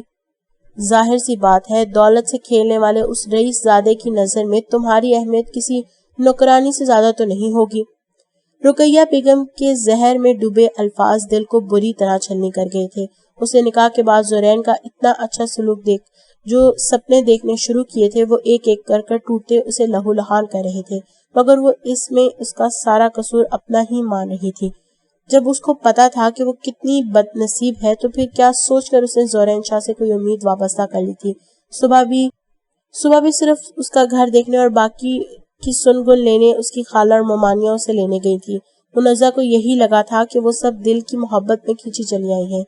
اس وقت بھی زورین اوپر سو رہا تھا، ان سے ملنے نہیں آیا، اور اب بھی منزہ اسے زورین کا انکار بتا چکی تھی، مگر دل کو سمجھ نہیں آ رہی تھی وہ کیسے بتائے سب کو یہ بات۔ یہاں تو پہلے ہی اس کی عزت کی دھجیاں اڑی جا رہی تھی۔ آنکھوں میں اترتی نمی پیچھے دھکیلتی وہ مزید ان کی جلی کٹی باتیں سننے کا حوصلہ نہ رکھ پاتے وہاں سے اٹھ گئی تھی۔ پھپھو ماما بابا کہہ رہے ہیں جلدی سے سب سیٹ کریں، زورین شاہ باہر آ چکے ہیں، وہ کسی بھی لمحے یہاں ڈرائنگ روم میں داخل ہو سکتے ہیں۔ صوفیہ ہڑبڑاہٹ کا شکار بہت مشکل سے اپنی بات کمپلیٹ کر پائی تھی، جبکہ اس کی بات پر وہاں موجود تمام خواتین کے رنگ اٹھ گئے تھے۔ انہیں 1% بھی یقین نہیں آ رہا تھا کہ زورین شاہ یہاں آئے گا۔ وہ اونچی ناک رکھنے والا رئیس زادہ صرف دل کی خاطر یہاں آ گیا تھا۔ یہ بات ان سب کو جلا کر راکھ کر گئی تھی۔ ڈرائنگ روم کا حلیہ جو کہ ان سب کے ادھم مچانے سے اچھا خاصا بگڑا ہوا تھا، کچھ سیکنڈز میں ہی سب کچھ سیٹ کر دیا گیا تھا۔ اندر داخل ہوتے زورین شاہ کی چارمنگ پرسنالٹی اور چہرے کے مغرور وجیح نقوش دیکھ رقیہ بیگم دل کے اتنے اچھے نصیب پر ایک بار پھر پچھتا کر رہ گئی تھی۔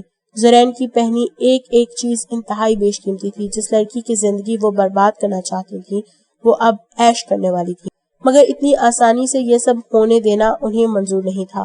بیٹا کیسے ہیں آپ کو یہاں دیکھ کر بہت خوشی ہو رہی ہے، رقیہ بیگم آگے ہوتی خوش دلی سے بولی تھی۔